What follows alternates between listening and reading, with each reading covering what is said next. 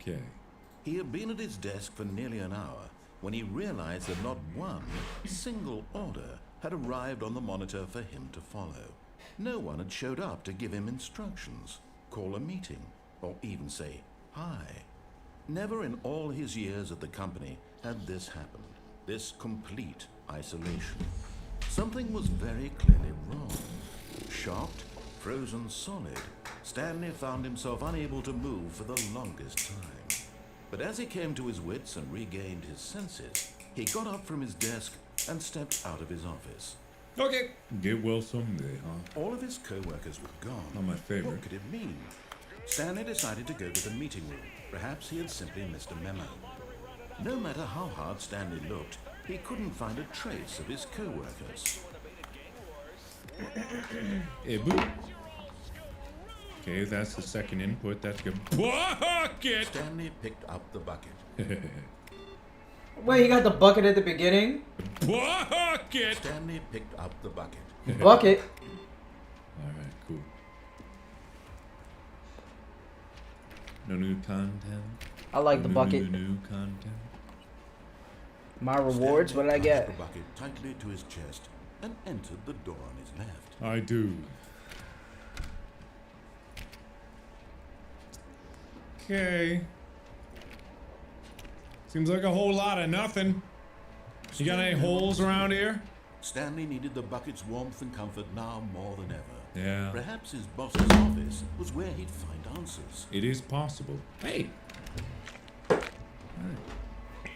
Stanley, can you feel it? Ooh. Claim The rewards, what do I broom get? wants the bucket. Ooh. You can feel In-game that, can't you? swag. The aura of jealousy. Oh, it's as God. clear as day. This broom closet believes it deserves the bucket. Well, maybe it should have I it. can really feel it now.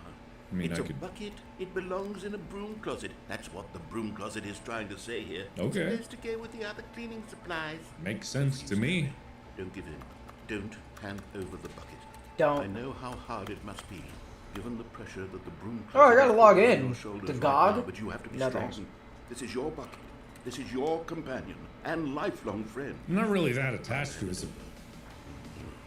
We're getting into name calling now, it seems. Is this how low the broom closet has sunk that it has to resort to this stream of petty insults simply in order to get you to hand over the bucket? I would hand it over. Stanley, I never liked this broom closet for a variety of reasons, but even this is worse than I had imagined. And wait, now the broom closet has the gall to imply that you and the bucket are not truly deep and lasting friends? That your relationship is purely superficial and convenient? That your Kinda. life is so banal and meaningless that you'd feel the same sort of kinship towards any inanimate object which happened to lay in your path in an even partially enticing manner? Well, I'd never. I just like the Come on, bucket. Stanley. Lay into it. Really tell the broom closet off for its demeaning comments. Expand on the wide variety of experiences you and the bucket have shared together. Go through each of them point by point. Share your journal entries detailing the rich emotional landscape of your feelings for the bucket as they have changed and evolved over the years. Let him have it. Broom closet, if you want this bucket, you can have it. I've had it for maybe a minute. You could have it. I've got you something which I think will help settle this debate once and for all. Yes. Here we go. Oh, there. Now it's settled. No more debate, no more discussion. Take a hike, broom closet, with all your meandering philosophical diatribes about the nature of cleaning supplies and their relationship to broom closets in the natural order of things. Okay, it's a bucket. It's just All right, I've got a second sticker back here, and I'm going to slap it on as well because I think it's appropriate.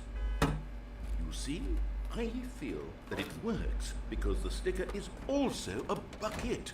Ooh. That way, Damn, if you're she's ever sexy. unsure whether the thing you're She kind of holding reminds me of Miles Morales' look mom. down at this sticker and say to yourself, "Oh, it's a bucket." There really is a wide variety of applications for this sticker. I don't know how you got that sticker under the property of Stanley sticker. That's what's more mesmerizing to me than anything. You know what? I could take the name calling and the dismissal of your kinship with the bucket, but now the broom closet is just giving us the silent treatment. And to be honest, I'm sick of the pettiness on display. You can stay here all you like, but I've had it with this impetulant room of cleaning supplies. Easily the most childish such room I've ever been in. I'll see you outside, and we can get on with the story about you and your bucket. Good. Okay, thank you. I will. Yeah, all right.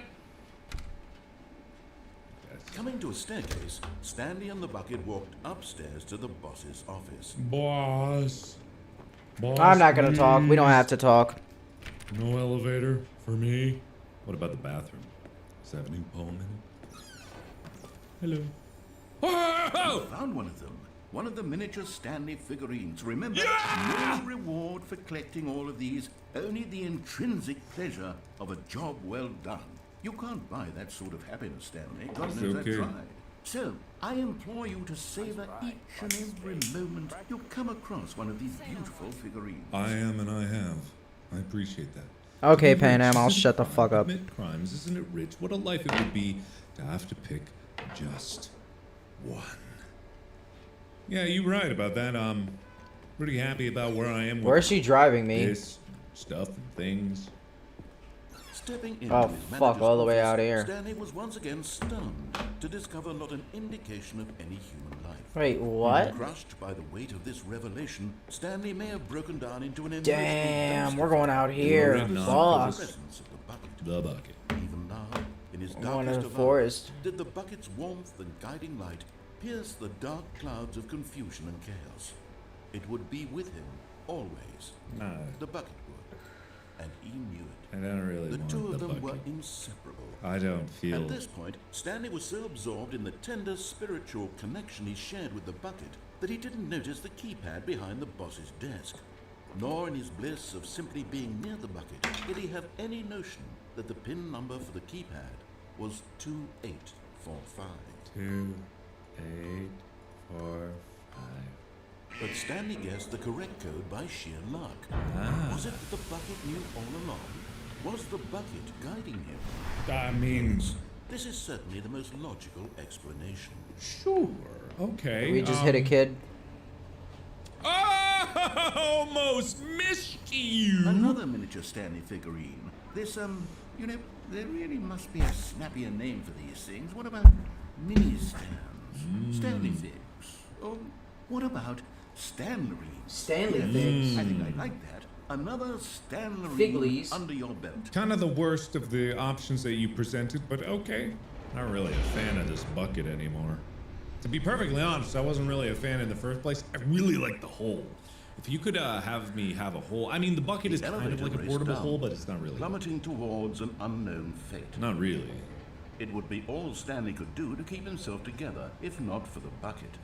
Soothing him, comforting him, reassuring that in this darkest moment of uncertainty, he would be all right. The bucket is here for you, Stanley. Everything will be fine. I could throw this bucket down a hallway and I wouldn't care less. Stanley and the bucket walked straight ahead through the large door that read, Mind Control Facility. You got it, baby! Maybe this bucket will guide me through the process of figuring out the self-destruct sequence. The lights rose on an enormous room packed with television screens. What horrible secret did this place hold? Stanley and the bucket both wondered to themselves. I think this bucket thinks it's better.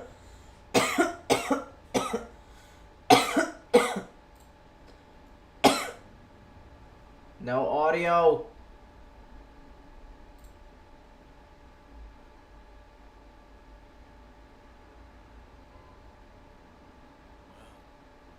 Look what the cat dragged in. Is that a ghost or is it just my hangover?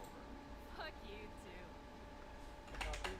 I appreciate your audiences, and I think it's important for us to have these conversations not just on MSNBC and in the New York Times, but to really broaden the forums where people talk about important issues. Yep, streaming culture, right? You're getting in on that. The youth vote here. I mean, I have to ask you because obviously this morning Senator Dianne Feinstein passed away today. You are a congressman from California. Just your reaction to her passing. I know that That leaves a massive hole in California. What do you have to say, and just reflecting on her legacy? Well, first of all, it's very sad. She's was a national icon, a state icon. I mean, she fought for women's rights, was a trailblazer on that, for reproductive rights. She was personally affected by gun violence as the mayor of San Francisco and led the fight to ban assault weapons. She has been such a champion on environmental issues.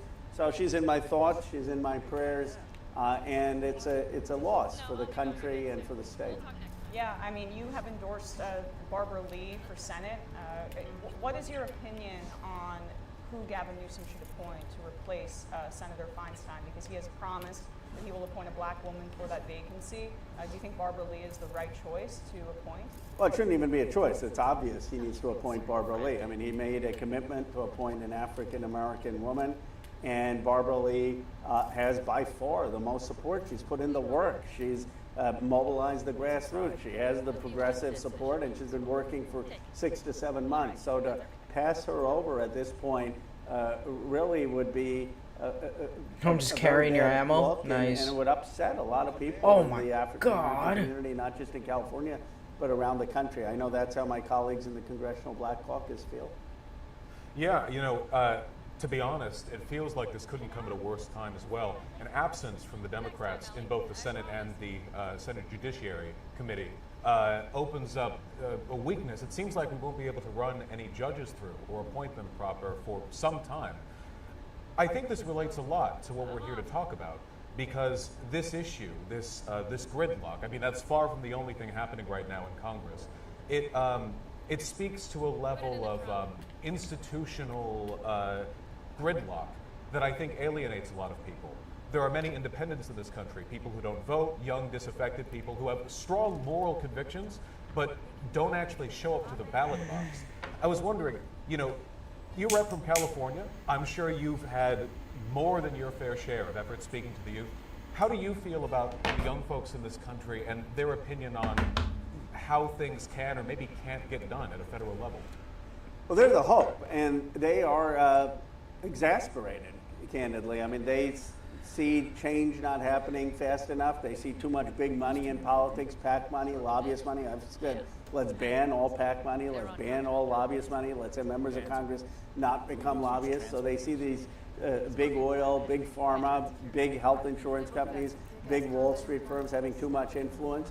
And then they see positive things like let's forgive student loans, and it doesn't happen. And I've been in rooms where they said, I fought for it, the president did it, and they said, we really don't care. Well, we don't want to hear it. I mean, the reality is we're still paying off these big loans. And I know what that's like. I had $100,000 of loans. I've done very well in life now, but there was a time in my 20s where I had to go on forbearance, where I couldn't make that payment. So if you're in that situation, it doesn't really matter who's advocating what. The bottom line is your life hasn't changed. And what young people want to see is two things. One, they want to see actual results for them to keep coming out to vote, and two, they want to see real fight.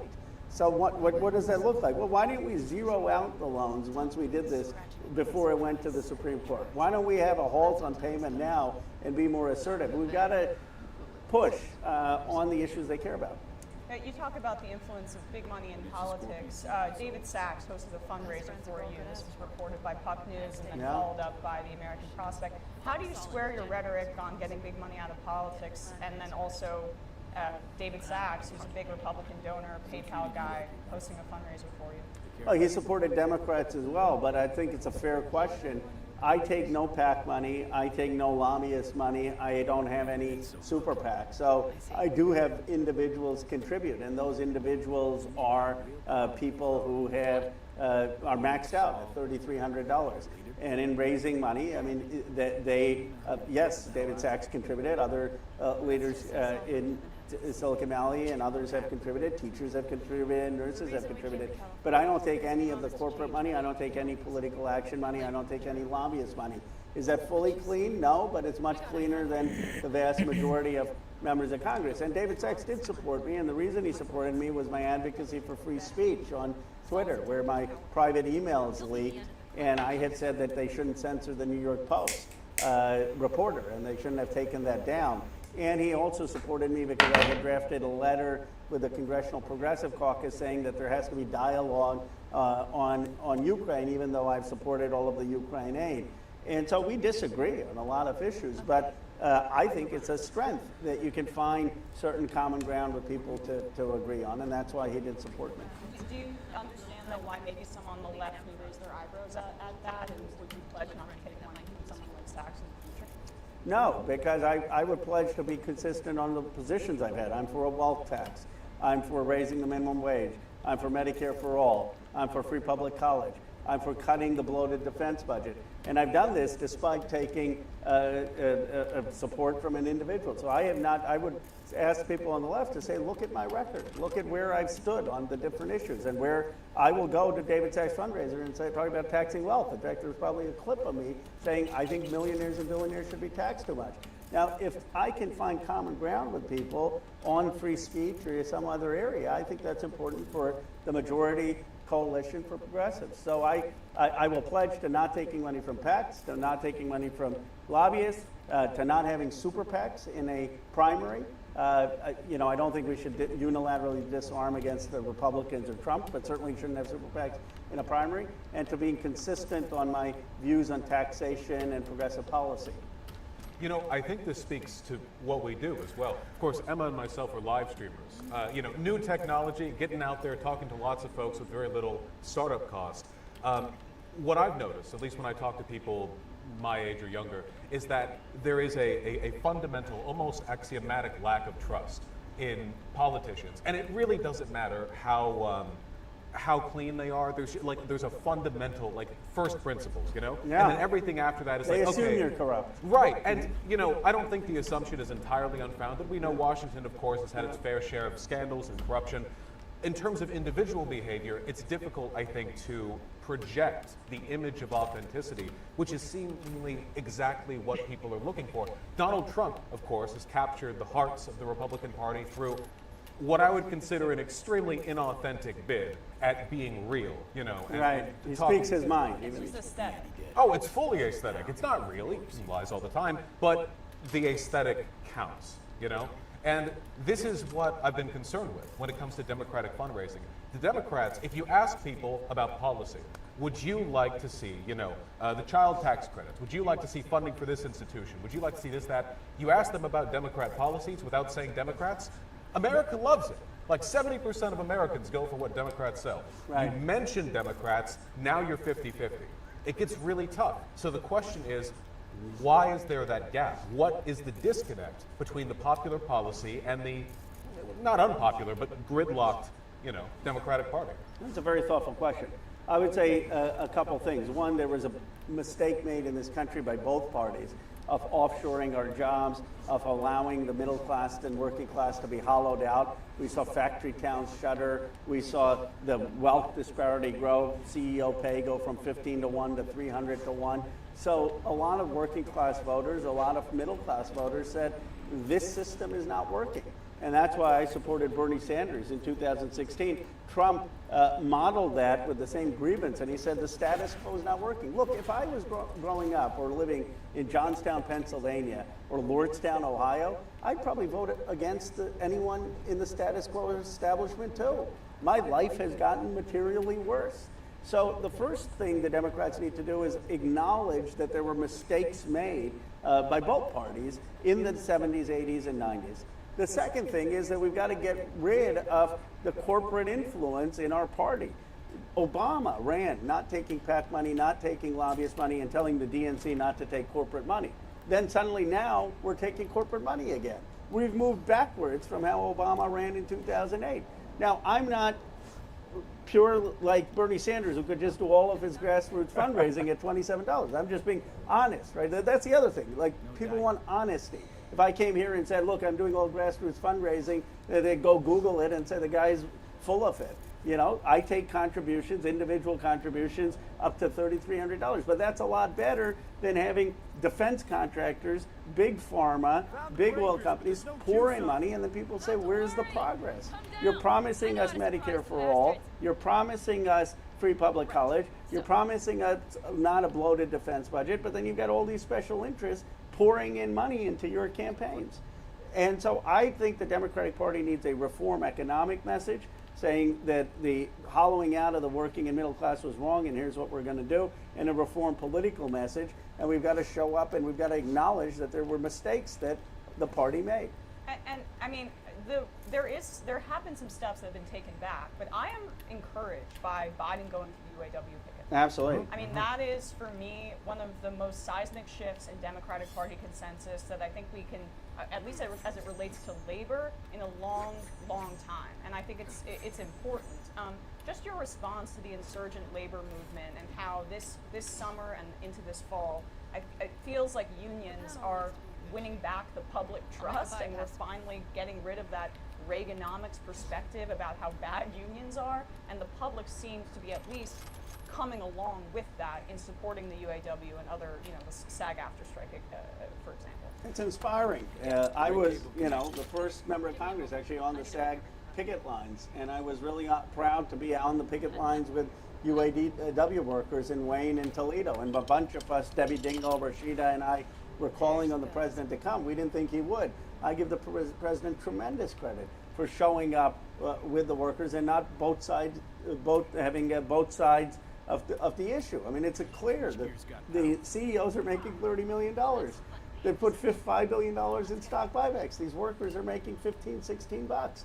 And they deserve a raise. They deserve to be made whole for the cuts they took in 2008. But you look at them, you look at what the Teamsters are doing with UPS, you look at the Starbucks workers, you look at Amazon, Chipotle. This is the next generation of finally people saying enough with the gross income inequality.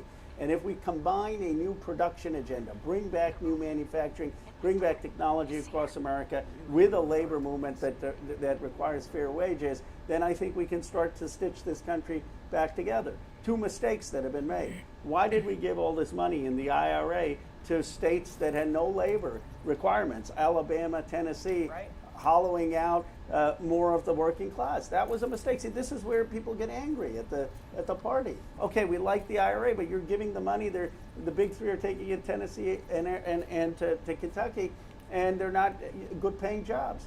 Second mistake, why did the governor in California veto the regulation saying that if you're going to have a big driverless truck over 10,000 pounds, that you should have a driver there, and side with the capital class, many in my district in Silicon Valley? I mean, if people fear technology displacing them, they're not opposed to technology, but they want to make sure they're part of the decisions with technology. So these are the types of things the Democratic Party needs to be for. We need to be for a working class labor agenda.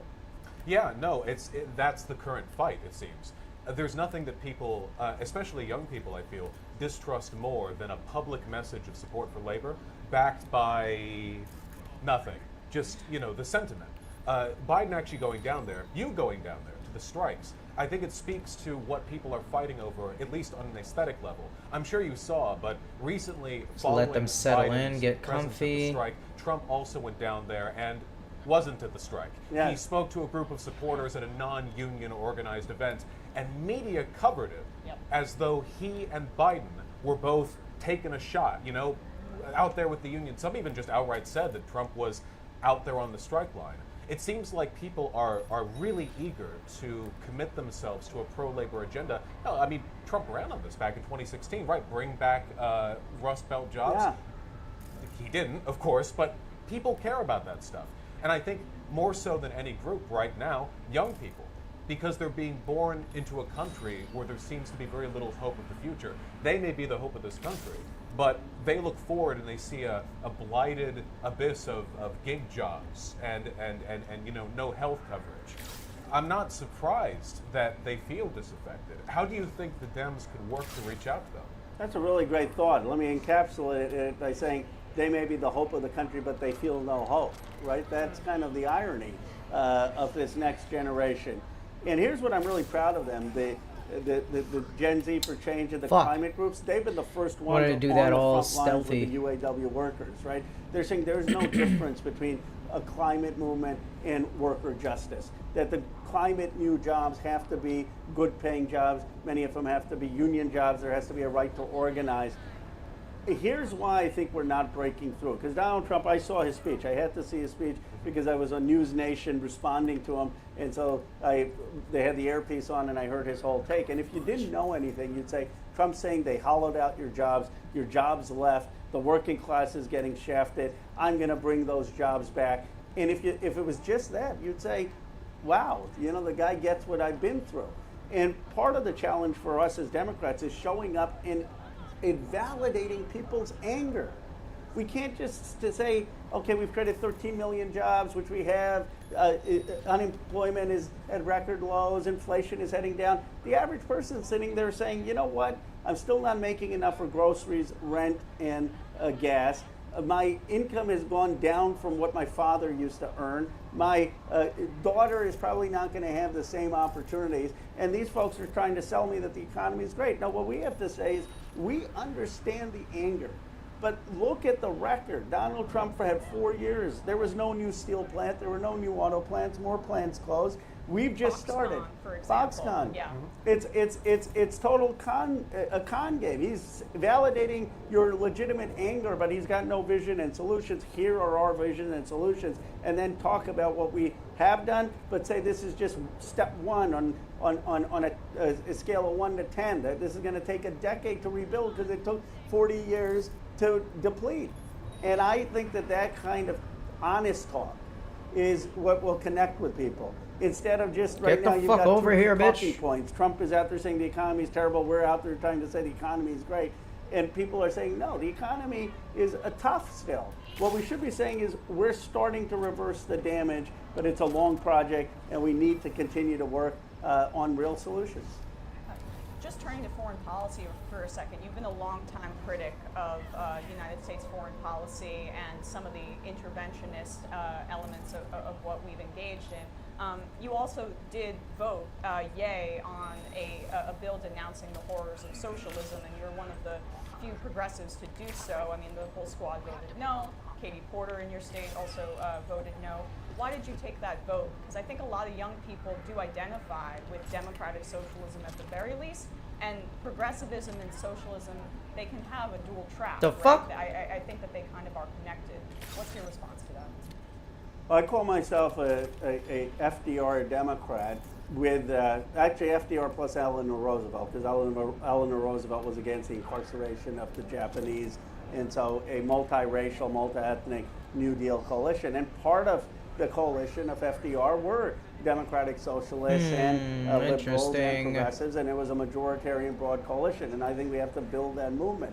But I wanted to make clear that I am for free enterprise. I am for the cooperation with business and labor to build America. I am not for the government owning things. I think when the progressives allow the Republicans to frame it in that way, they're depriving us of a majoritarian coalition.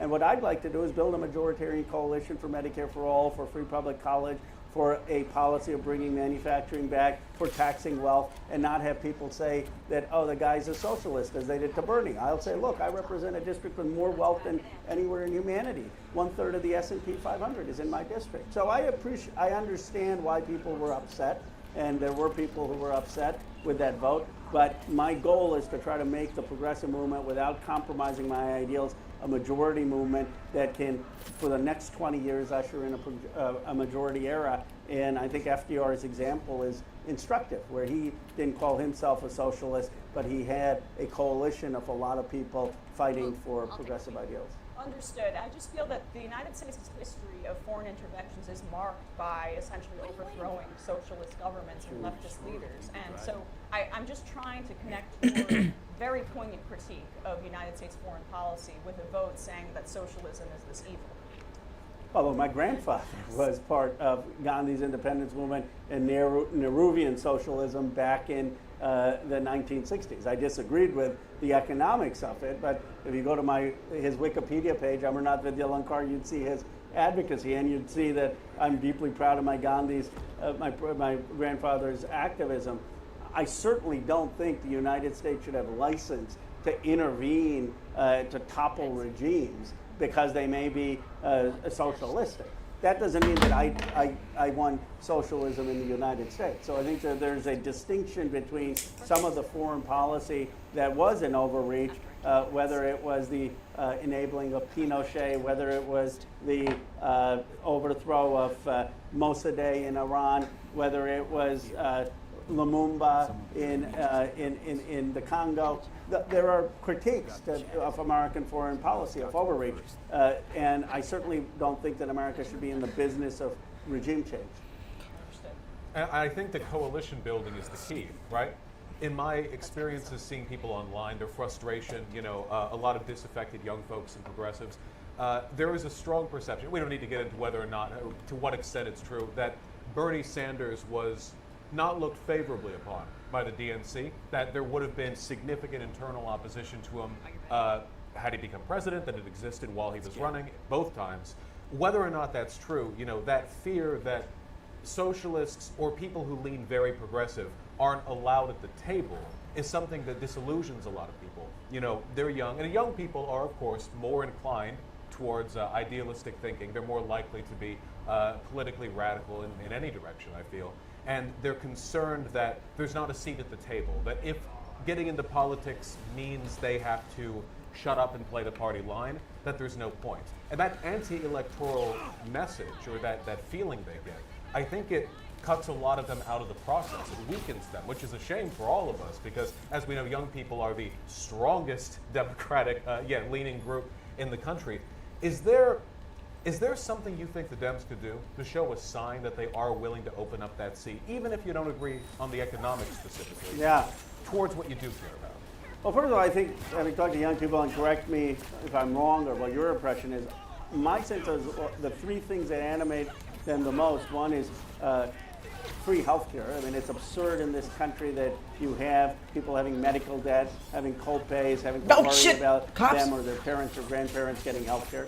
Two is free college or career training. They don't want to go into a lifetime of debt to go become an electrician, carpenter, or go to college. And three is climate, that they want to see much bolder action. They don't understand how you can have the Willow Project be approved in the largest oil project on public land while professing to care about climate. They don't understand how Greta Thunberg, who I had in front of my committee, said it was a punch to the gut if you guys don't do anything to remove fossil fuel subsidies with accelerated depreciation in the United States. Looting Pan Am. Worldwide fossil fuel subsidies. How are we not doing anything about that?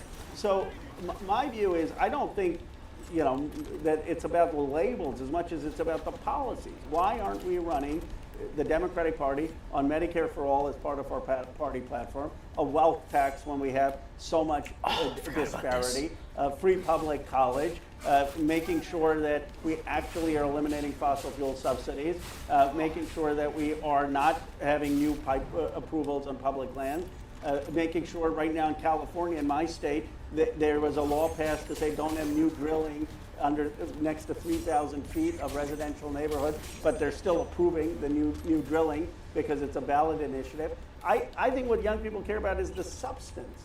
And what they're sick of is politicians just giving the platitudes. Oh, big oil is bad, or we need universal health care, but then not endorsing the specific policies. And what Bernie did is he said, no, here are the specific things I stand for. And that's what appealed to them. And my view is we've got to be specific. We've got to have a platform that actually speaks to that, that's willing to fight the big interests, because invite other politicians in. My guess is if you said to them, do you support Bernie Sanders' Medicare for all? They'd quibble. Do you support free public college? They'd quibble. Do you support a wealth tax? They'd quibble. Are you firm in no permitting on public lands and no new permitting in residential areas? They'd hedge. And I think we need clarity there. And the second thing we need is to recognize that young people have the movement that can make this possible. Look, the miracle is not that Bernie Sanders lost. The miracle is that he almost won. Yeah. He almost won. I was his co-chair. I was in Nevada. I thought he was going to be the nominee.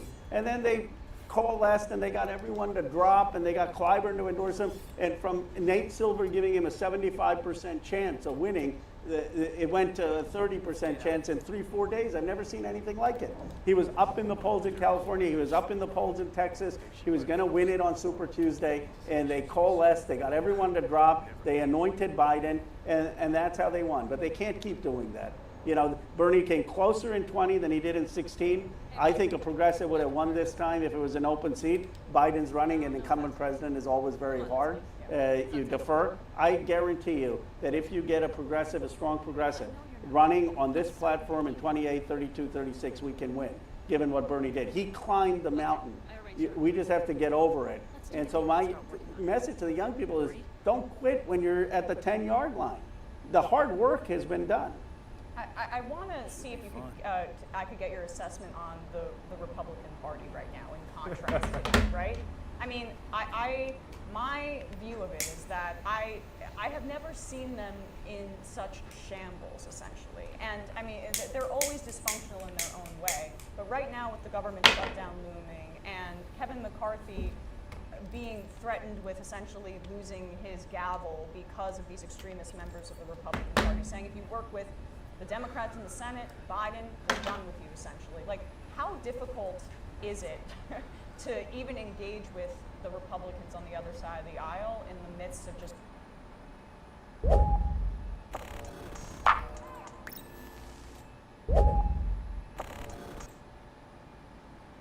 month that today's the last day, so we're probably not going to hit them, and that's fine. Next month's October, so we'll be doing some goals centered around Fright Night. The idea that, you know, if you guys hit certain thresholds, my wife and I'll be playing scary games for you guys. You guys seem to enjoy those. So keep your eyes on the prize for that one next month. I don't even know what the Series S is meant to do for Xbox. If it's to get more people on a budget playing Xbox, then they could do that alone with the cloud. Series S was not needed. How's it October already? I don't know. It's like we all blinked. Sony just announced new side panels for the current PlayStation. Says no new console is soon. So you know that they're trying to sell 25 million PlayStation 5s just this year alone, and they have to continue selling PlayStation 5s, and will continue to sell PlayStation 5s even after a PlayStation 5 Pro comes out. What you're saying is that would be called a non sequitur. It doesn't logically follow that, well, they're continuing to do stuff for the PlayStation 5, so there is no Pro. They'll continue making and waiting until they're out. PlayStation 5 even after the Pro comes out. You know that, right? They'll lower the price of the standard model. This is one of the reasons they're unifying the SKU, and they're making the disk drive external. They haven't even announced that yet. They'll probably do all this in one push. Because what that'll do is, right now they have supply lines and production lines for a disk drive PlayStation 5 and a non-disk drive PlayStation 5, the digital, okay? So 2 supply lines, 2 production lines. They're gonna unify and say, we're only making the digital. Algarian with a gifted member, thank you so much. And 24 months from Skippy Skiffles, that is a red badge. Thank you so much, sir. Microsoft fanboys will look at this as a bad thing, but Jim Ryan has earned the right to retire with all the greatness was given him. Also feels just like yesterday I became a member. Thank you for that support, Skippy. Skiffles, I appreciate it. Yes. Is everything good with you? Those bozos come around again? Who says PS5 Pro no needed? I think the PSVR 2, think about a PSVR 2 with 120 FPS. Yeah, I didn't even think about the PSVR 2 being able to harness more power as well. There's something Slim is coming. It's not a Slim. It's not a Slim. What they're doing is they're unifying the SKU. Track with me on this. So the production lines for the disk drive PlayStation 5s, those production lines will shift to PS5 Pro. And then you will only be able to get a PlayStation 5 digital. If you still want a disk drive, there will be an external drive. This comes directly from a reliable insider who I've not seen get stuff wrong yet about this. They've got actual context in the industry that told them this. Yeah. Now, that enables PlayStation to lower the cost of production for the standard PlayStation 5 model, because now they have unified production to one supply line. Bringing that cost down allows them to lower price for consumer. So then PlayStation 5 Pro hits the market, and they can actually drop the price of the PS5. I mean, they might not even have to because it's digital, so it'll be the $400 model. Do you see? A 10 bomb from Detonator. That's a big one. Thank you so much, Detonator, for 10 Damn, V, you mad gifted horny. members. If you guys just got a Good gifted night, membership baby. from Detonator, Detonator setting off a bomb. That's gonna fitting. wake up jerking Make me sure off. And say thank you. No, to Panam, Detonator. what You is can this? Pay it forward and Oh, gift a no. member to somebody else. Thank you so much for being here, you guys that got those. You have to pay for the console and then pay for the disk drive. What's this, microtransactions on consoles? No, Cliffo. Like, come on. Think about what you're saying. Right now, is it a microtransaction when you buy a disk drive, PlayStation 5, and it's more expensive than the digital version? It's $100 more, right? So if there's only a digital version and you want the disk drive, get ready, careful, you gotta pay more money. Come on, bro.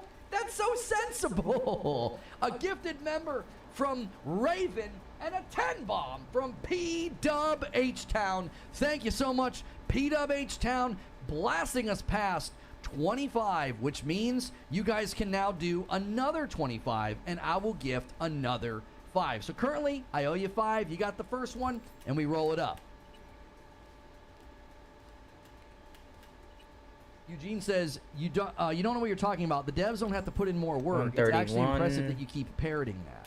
Yeah, why do we keep saying that they have to put in more work? I don't get where that comes from. Yo, a single gifted from Dan. Dan's keeping it going. And the gifted member goes to Duke Delicious. That's like one of my favorite names to say. That's such a good name. Duke Delicious. That's a layup from Dan. 30 out of 50. Nice and easy. Puts it in. Nice score there, Dan. Setting up a 20 bomb. To keep the price down, you make distribution easier. A lot of people never buy physical anymore, so now you can get the console cheaper in general, especially for those who don't know the difference. Oh yeah, the disk drive is Defo 100? Cliffo, do you think everything you buy at the store costs what it costs? Do you understand the question? Do you think everything you buy at the store costs you what it costs? Come on, dude. What are you saying? All small bits help. Yes, Raven. Sometimes I think folks forget. You don't have to do big 5 and 10, 20 gifted bombs. Just do those little singles. They add up, and I appreciate it so much. Richard Rodriguez does one. Thank you. See? Don't let these big boys flex you out of the chat. They like to show off and do the big member bombs. That's great. God love them. They're generous. But don't make that seem like you can't help either. You don't even need to gift a membership. If you're here chatting, smashing like, and you're subscribed to the channel, that supports the channel as well.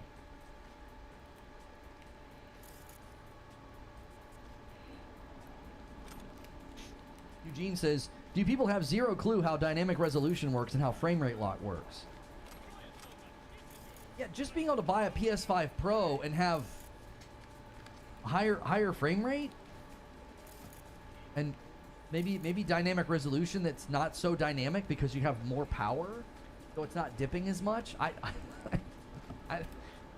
The people getting stuck on this, I'm just gonna tell you a story. Okay. And this story starts with the PS5.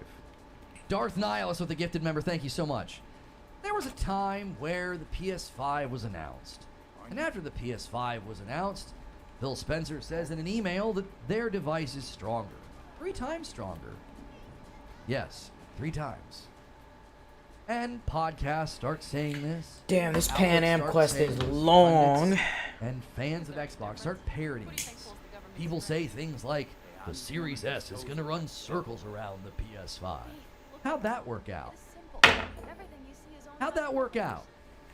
Not too good.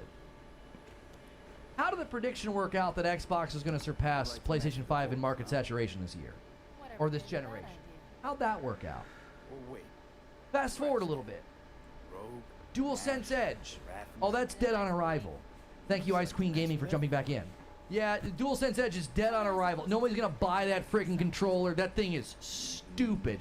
Who wants a controller like that? And then the webcast from Sony hits, and the DualSense Edge had an incredible attach rate. Sold very well.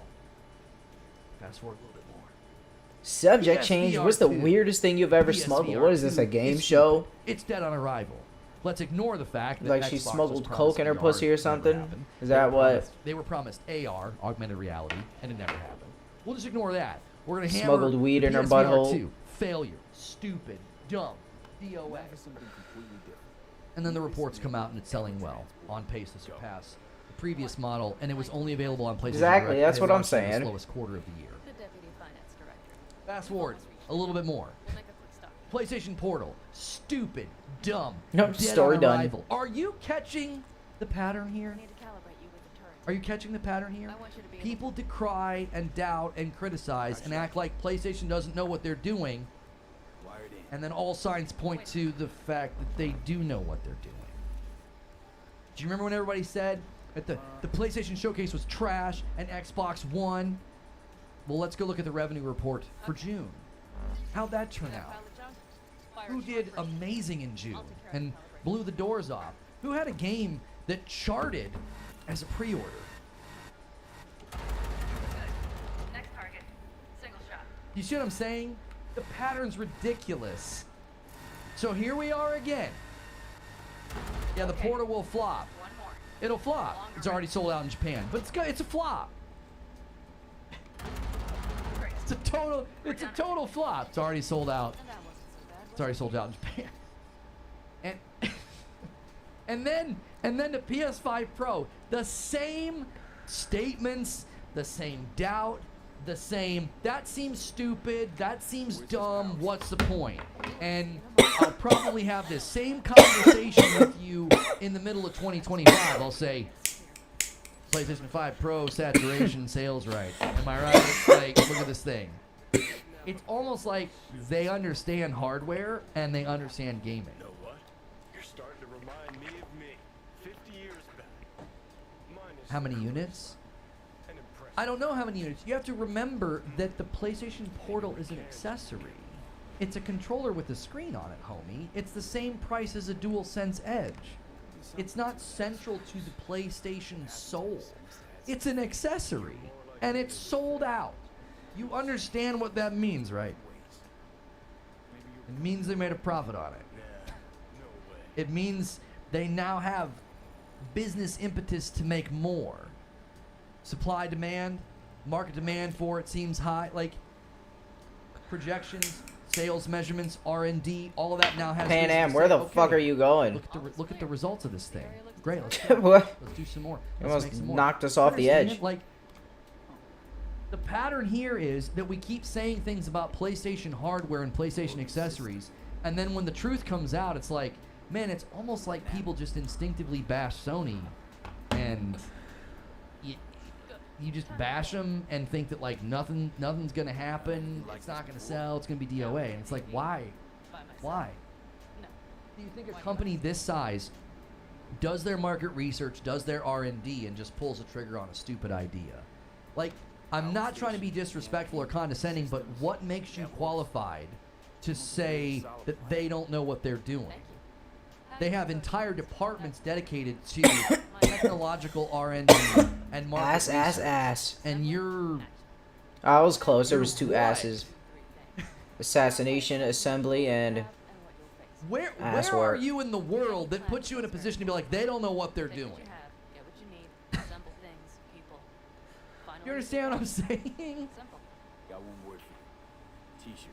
I'm not saying I know more than that. I'm saying the pattern here is they seem to really be good at. They're really good at this. Like they're posting record revenue, great market saturation. Their accessory attach rate's pretty good. I don't have any reason to doubt them. Gotta say, almost had me believe in just that. They seem to know way more than me. Because I got news for you. I was a VR skeptic. I was. Can I get a witness? Can I get a witness to how much of a skeptic I was about VR? And then I bought a PSVR 2. I played a couple games and I said, it there's does look something cool. here. This is nice. I need more space and money for that, though. And guess what?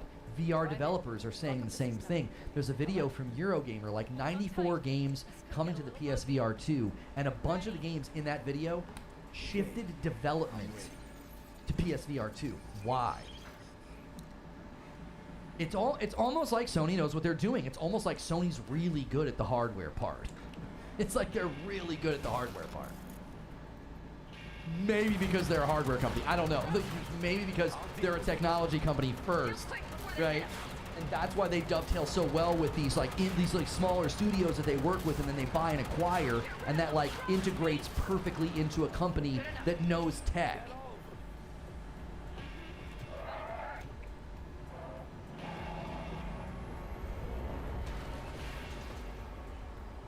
Find the controls. I'll connect the detonator. Quick, B.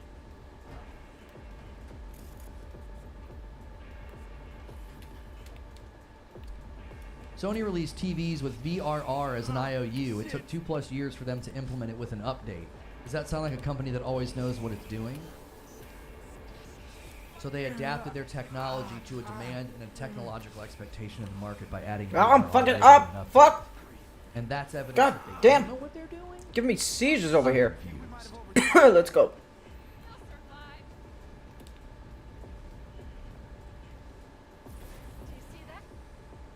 Eugene says, can you believe NVIDIA's coming out with a 5090? There's so much more work for devs and hardly anybody's going to buy it. Can you believe it? Says no one. Yeah, like, do we look in any other hardware industry and say that? I can't believe they're making bigger TVs. I can't believe they're raising the resolution on TVs. I can't believe they're doing better video cards. I can't believe they're doing better CPUs. I can't believe they're doing better, bigger, faster monitors. I can't believe they're doing better, faster, stronger cell phones. But then PlayStation does it and you're like, this is the stupidest thing I've ever seen. What are people, the developers are going to have to do more work, and no, who's going to buy that? Who in the leisure market is going to buy a stronger piece of technology? I can't see it, except for literally annually, everybody does it with cell phones, TVs, cars. Wait a minute, maybe I don't know what I'm talking about. Like, analyze any other tech sector, and what, and this is par for the course. Newer, bigger, shinier, better. Hey guys, it's been a year since we talked to you, and we got another phone for you. It's bigger, it's better, it's shinier, it's faster. Boo! Boo! Who wants that? Who? Who's gonna buy that? And you hear this rumbling of people lining up to buy it. Just noticed. Like, come on! This is the way of things. This is the way of things, dude. What Sony's doing makes sense. No one's saying I can't believe it. I myself am seeing, I don't see the need for a marginally stronger console. Certainly not at this point. 8 to 10 years, sure, but I think this gen had more staying power than the previous one. You know what's going to give even more staying power? A mid-gen refresh. Pan Am, the engine's still running. Like, I hear what you're saying, Solomon, but I think sometimes what you do is you're like, I don't see any need for this, therefore there's no need for this. I'm not trying to put words in your mouth, get that but shit. You speak as if that's the case. Ooh, can we get that What's rocket launcher? amazing about Can we the shoot those market things out the is sky? all the people that are like, the PlayStation Portal? Really? That's stupid. And then a bunch of other people are like, that sounds awesome to me because there's a ton of Oh shit, they're coming for us. And thank God Oh, they're not all fuck. like me or you. That would be terrible. Because I look at sports games, I look at anime waifu games, I look at Splatoon, and I say, ooh, I'm not playing that. And then there's millions of people that do. So when you look at a device or you look at something and you're like, that is stupid, that's dumb, that's V, lean out the DOA, car, it's let's see it. more accurate to say, I don't want that. Who the fuck is I shooting don't us? want that thing. Oh, these assholes. Probably people that do. Because companies of this size don't just shove out an item that there's no demand for.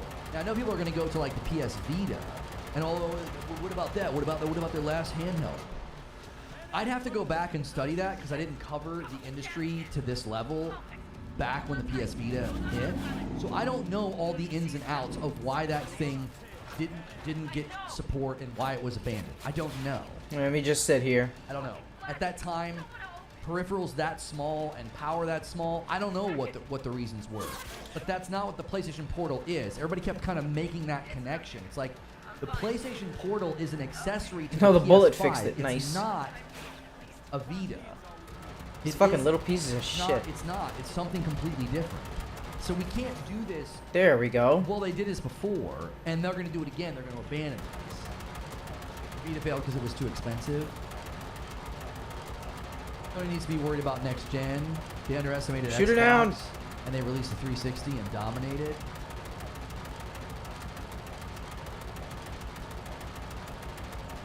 The 360 competed. We crashed. Like Behind that hill. no. Yeah, we didn't get to shoot it down. That would have been fun. 3DS wiped it out. That's probably true. Yeah, the missions kind of suck. That tweet has been deleted, Lone Wolf. What did that tweet say? Wait, hang on. This is like the Saints Row fucking turret car mission. Yeah, I can't see that tweet. Incognito or logged in.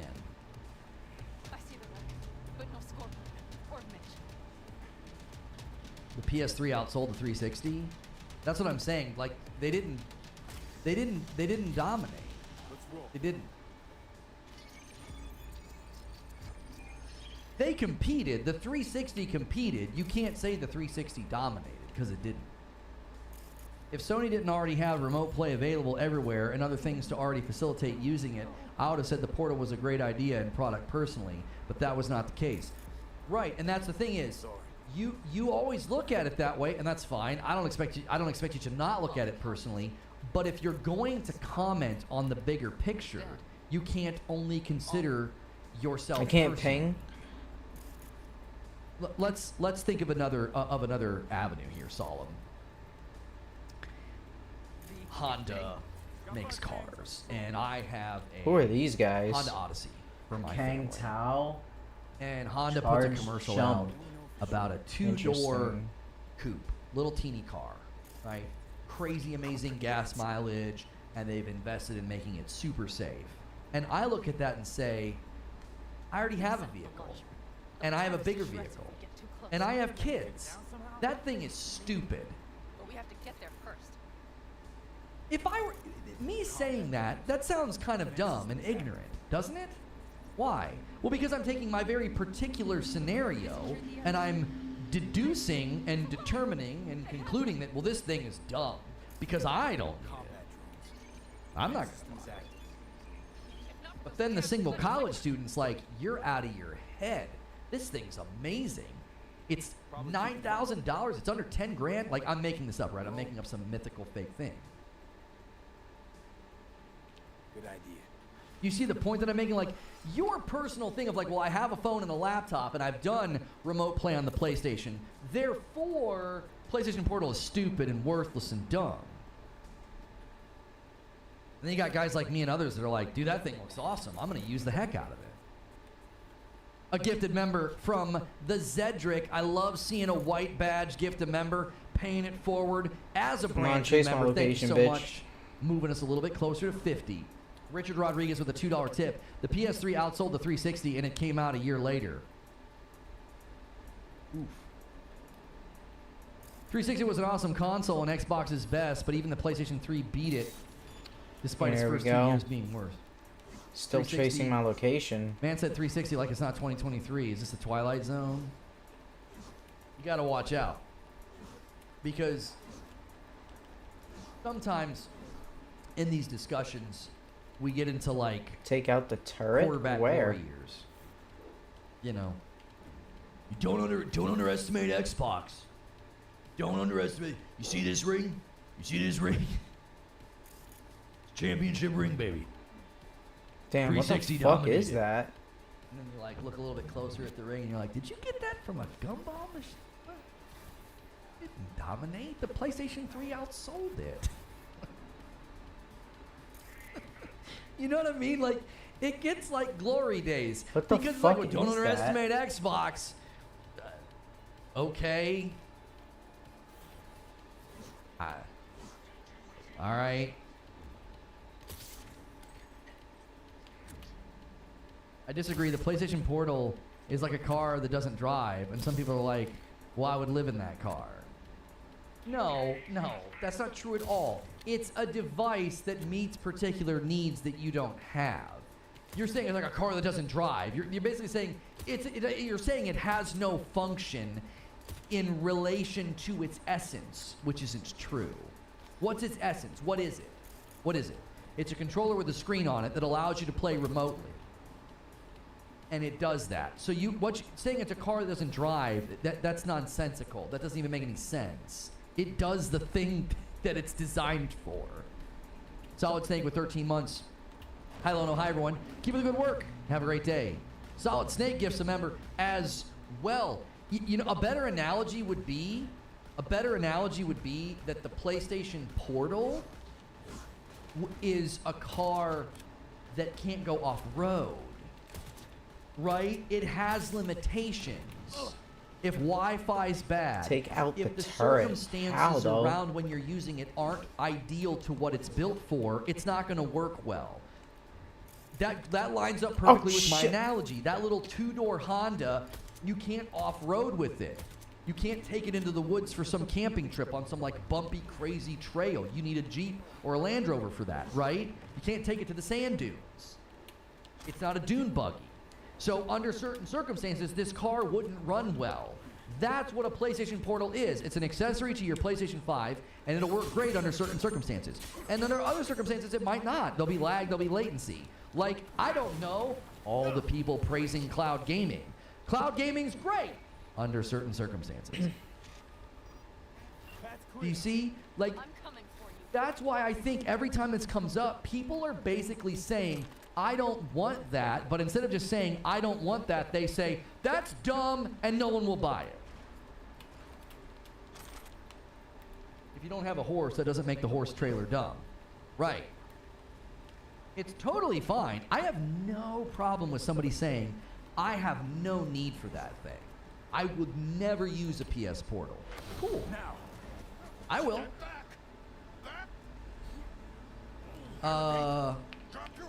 The steering wheels that people use for driving games. I would look at that and I would say, I would never use that. Does that mean it's stupid? Does that mean it's dumb? If Xbox came out with a steering wheel or PlayStation came out with a steering wheel. Did I just get a Jew?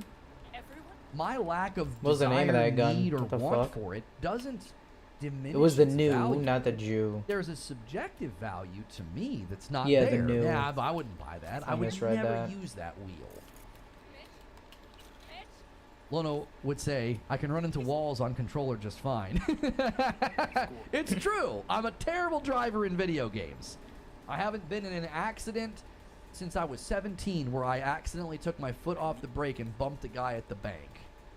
The last time I was in an accident. I reached down to grab something when I was 17. I took my foot off the brake and I bumped a guy. He was real mad. It was a Harley Davidson collector's edition Ford F-150.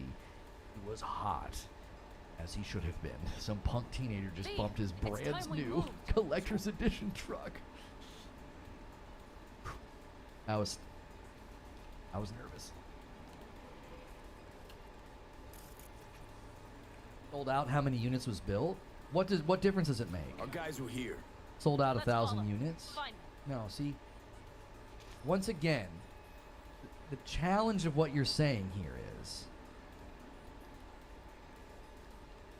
yeah, Canadian pre-orders are live. Yeah, it's sold out. It's sold out in Japan. Audio's out of sync. Is audio out of sync? Probably not. You might just need to refresh. I've not done anything. I've not had any hitches or anything. Could have been a hitch on YouTube. The viewership's gone up sometimes and then dipped and then up. So sometimes when that's happening, platform's acting goofy. Sounds like a real event. The idea that, like, here's the thing, Aerodymus. You're committed to a position. You're not attempting to just look at the device and say, it's either for me or not for me. You've determined it's bad. So when you hear like, oh, It's sold out in all Japan retailers. Instead of saying, wow, you're like, no. I'm committed to a narrative. That thing sucks. How many did they make? 1,000? You see what I'm saying? That just doesn't feel like good faith. It's like you just get on the can't accept that motorcycle. People might want it. Where's my car? It's the same. It's the same. Get on the price as motor. a I need the DualSense motorcycle. Edge. It's I not need the that motorcycle. expensive. The idea You that there's fucking demand for it, assholes. like, it's not that hard to see that there's a sector of the market that thinks that thing would be great to have. It's $200. The DualSense Edge attach rate was great, and you think this thing, a controller with a screen on it, is going to struggle? Loot. Forever. Loot. With a $5 tip. PS Portal is trying to compete in Japan for gaming on the go. The Rogue, I think you meant to put the ROG, like the ROG Ally, and the Steam Deck should push in that market. All right, get on it. I still prefer another Vita or a PSP. Fucking asshole. The rest must have taken helmet. Did you hear about what's going on with the gaming head of Sony? Come on, get the fuck up. Fucking stupid ass motorcycle. That's one of their guns. Let's check. Don't know if we'll find anything else here. Can you see, There's nobody here. can you see the title and thumbnail? Saw of the this vans dip out through there. Fast. You were right. Nomad's car did. Oh, are you fucking kidding me? Why did it show the object? Should have just showed the objective after I kill the enemies. Fucking stupid. We've talked about it. There's only so much we can say about a guy retiring, so we've moved on to other PlayStation. All right, topics. so we've established there is no rush. I'm sorry. Oh my god. Sony is the same company that made Betamax and Minidisc and failed via a laptop brand. I'll get on the motorcycle for the mission. I was gonna PSV take my that failed car. too. Cool. That's great. What's that have to do with right now? Pan Am, shut the fuck up. I can't activate my car, my motorcycle. I mean, There we go. folks like you said that the DualSense Edge was DOA. Watch out. Folks like you said the PSVR 2 was dead and wasn't selling well. Why? Because you saw a headline from somebody that was wrong that suited the narrative. And then the facts came out. I mean, man, I wish I could receipt check people. Yeah, I guarantee you, because I know you, I guarantee you cheered the alleged DOA status of the PSVR 2, as well as the DualSense Edge. Guaranteed. I would put money on the table and bet and be like, I bet couldn't this make that guy jump, said goddamn. similar things about the DualSense Edge in the PSVR 2. And it's not true. And now we got the Portal, which is the same. I can't stress this enough. It's the same price as the DualSense Edge. The exact same price. They've already proven, that they can get an attach rate with a $200 controller that's got triggers on the back. And they're like, what if we did a $200 controller with a screen on it and you can play it remote? Just remote right into your PS5. And we're like, nah. They must have helmet locked up. Nobody's going to want that. See that? Who's It's not a tracing my Vita. location? It's not a standalone device. It's an accessory I'm out. for the PS5. And that's the mistake I'm everybody coming. keeps making. They keep talking about it as if it's this standalone device. He's speaking of the action figures? Oh, you're talking about the action figures. I swore you were asking. I thought you were asking about what happened with Oh. Jim Ryan. I was like, what? You dropped an orange. It's a title and thumbnail. Where is it? When he said gaming head, he was talking about the Where is statue it? company. I didn't get Give that me. at all. I totally thought he was memeing or something. I was like, this guy's got to be joking and joshing around. A single gifted member from Sam. Thank you so much. That's funny. Sorry, bro. There's Get him, more Tart. to that story from what we can tell. There's more story. There's more to that story from what we can tell, because apparently they did something with like a Tomb Raider collector's edition, and like people that complained online had their orders canceled. I think they're cutting ties with a bad company, from what I can tell. There's way, way more to that story than just Sony's being mean to us. They also have handled it in an incredibly unprofessional way. They like publicized somebody's email and they were like, email them and ask them about it. So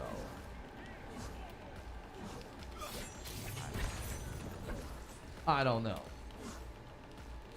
I mean, I'm not saying that Sony handled it perfectly, but the more I looked at it, the more I was like, yeah, you guys seem like you're really bad, so they just cut ties with you, and now you're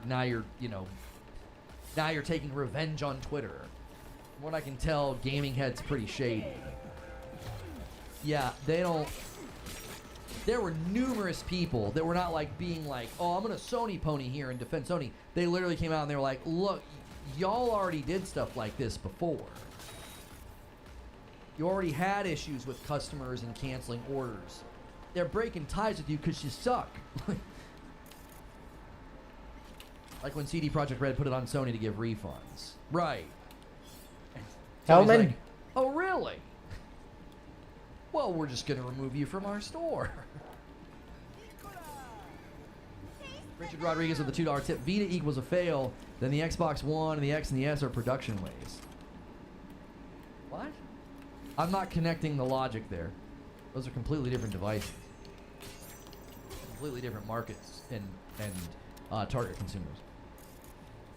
Hey, another order of coffee came in. A bag of light roast to Richard Rodriguez. I can actually thank you because that's your username. So thank you so much.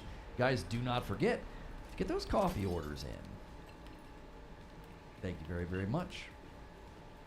We brought back the light roast and everybody's ordering it again. But don't forget, we also have a dark roast for you dark roast drinkers. If you've never tried the coffee before, we have a best of both. You're lucky you survived that headshot. Flavors.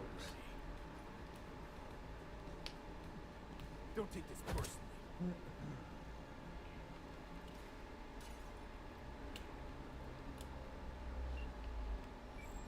People that had the Vita sing the thing's praises. Yeah. I mean, it's always so tempting to do whataboutisms. It's like, what about the Windows Phone? What about Mixer? What about like every iteration of Windows that suck? True. Like, but I'm not gonna do it. It's really tempting to do that. This thing's gonna fail. Why? Because these things back here got canceled. Oh. Should we apply that logic to the other company? Stay right there. You're saying this thing's gonna fail because they canceled past things that didn't pan out. Got it. I have a question. Just gotta. I have a question then. Because, I mean, they've got a doozy of a lineup of things that they just killed. It really wasn't Panam's fault. That just isn't good argumentation. I would never argue that, like, the Windows Phone or, like, Mixer is an indication that, like, something from Xbox is going to fail. Those aren't logically connected. My man said the laptop, a Sony laptop. Like, what? You see what I'm saying? Like, what are you doing? You're running to, like, completely different markets and completely different kinds of tech to argue against the PlayStation Portal. I would never ever argue that because it doesn't make any sense. Google does the same thing. It's almost, I mean, I might blow your mind, so buckle up. It's almost like companies of this size cancel something if it's not doing well or it's not in their interest long term. They all do it. Nope. I'm just trying to play devil's advocate here. If you're willing to spend $200 on a device that you use every once in a while, that's on you.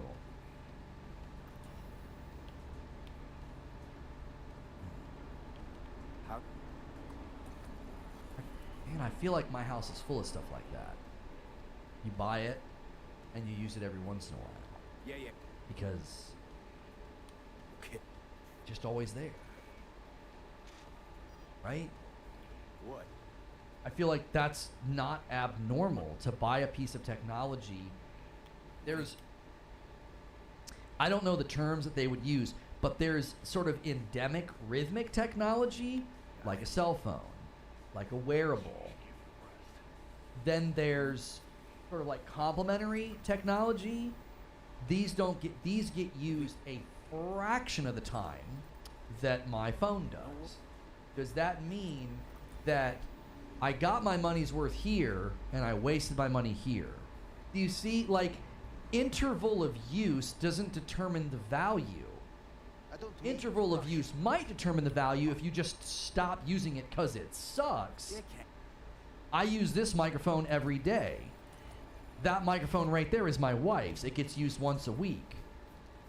Did I waste my money on that? Do you see what I'm saying? Outsider gifts. A member, thank you so much. And it goes to Kevin George. Like, yeah, like what Eugene's saying, like, I have technology all over the place that I use infrequently. I got hedge trimmers that I don't get used all that often. Go outside in the sun. Ooh. Do you see what I'm saying? I own a rice cooker. I don't use it every day, but when I want rice, it makes my day easier. No. Precisely. Eugene says, I have thousands of dollars in my garage that I use infrequently. Those tools are still a worthy investment. Yeah, I have a... Is this a Mophie? Yeah, I have a Mophie. It's a Mophie. Bloop. It's backup battery. I always have to have one of these. My phone is always... Well, I'm always on a hand-me-down phone. Like, I'm that kind of guy. Like, if it's working, I don't want to replace it. So this is my wife's last phone. So I always get the hand-me-down. Because it's like, it works, and I don't use it in a way where I need the latest and greatest. So when you have big tech reviews, like Mark Brownie warning consumers to not buy the PS Portal, their opinion doesn't matter. Are you trying to pull fallacy of the expert? Because there's been plenty of people that reviewed it that said it's great. There's been plenty of people that reviewed it and had hands-on that said it's great. So it sounds like what you're doing is confirmation bias. This thing's dumb, don't buy it. Why? I have a video here where a guy said not to. Okay. I have a video where somebody said the opposite. Feels like we're at an impasse. Almost as if value is subjective to the user. So there are people that are going to look at the PlayStation Portal and say, that's a great solution for me. My kiddos are constantly taking over the TV in the evenings. I can go out on the deck and play my PlayStation right in the palm of my hand. But hey, there's a guy that made a YouTube video that said it's no good. You think that guy cares? As he sits on his deck, sips on a bourbon, and plays his PlayStation while his kids watch Disney Plus? Do you see, like, like, that's just confirmation bias. You're like, it's worthless, it's stupid. I got somebody that says so. Okay, I've seen plenty of videos that say the opposite, which means neither of them are necessarily right or wrong. They're expressing difference of opinion, which means that this thing's subjective. Different people will land on it depending on where they are in life.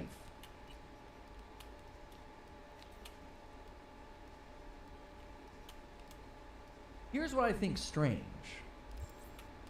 This is what I think strange. The two things that are seemingly getting the most scrutiny. That's exactly what I'm going to do, Lono. Stop it. I was literally thinking of you, Ghost. I literally was thinking of you, right? I'm trying to angle for an invite, right? I want to come to a cookout, you know? I'm trying to angle for invites to your place. I'm just kidding. I'm kind of not, though. I would totally come hang out with you. No, Ghost in the Garage Gaming. Yeah, Wheezy, too. I would hang out with Wheezy. This is interesting to me because the two things people are being skeptical, critical of are a device that lets you play remotely, which is like a hop, skip, and a jump from cloud gaming. And the other thing people are like skeptical of and were quick to denounce and decry and say was a flop was PSVR 2. I'm just curious, are we gamers interested in the technological realm and advancements, or are you just happy with where things are right now? Like, you good? You're good with where things are. You don't need anything else. Gaming on the go? No. VR? No. Why don't you just buy a typewriter and just play on that? Like, we don't need any tech advancements. Just go all the way back to like the first iteration of anything and just use that. whatever. We're not doing the show. I'm not doing the show with Mike today, yeah. So, I kind of... Do a sandwich. The barbecue pork messed with this. You can get a Logitech G Cloud for basically the same price as a PS Portal with more functionality. You know what you're establishing, Eridimus? You're establishing spectrum within the market.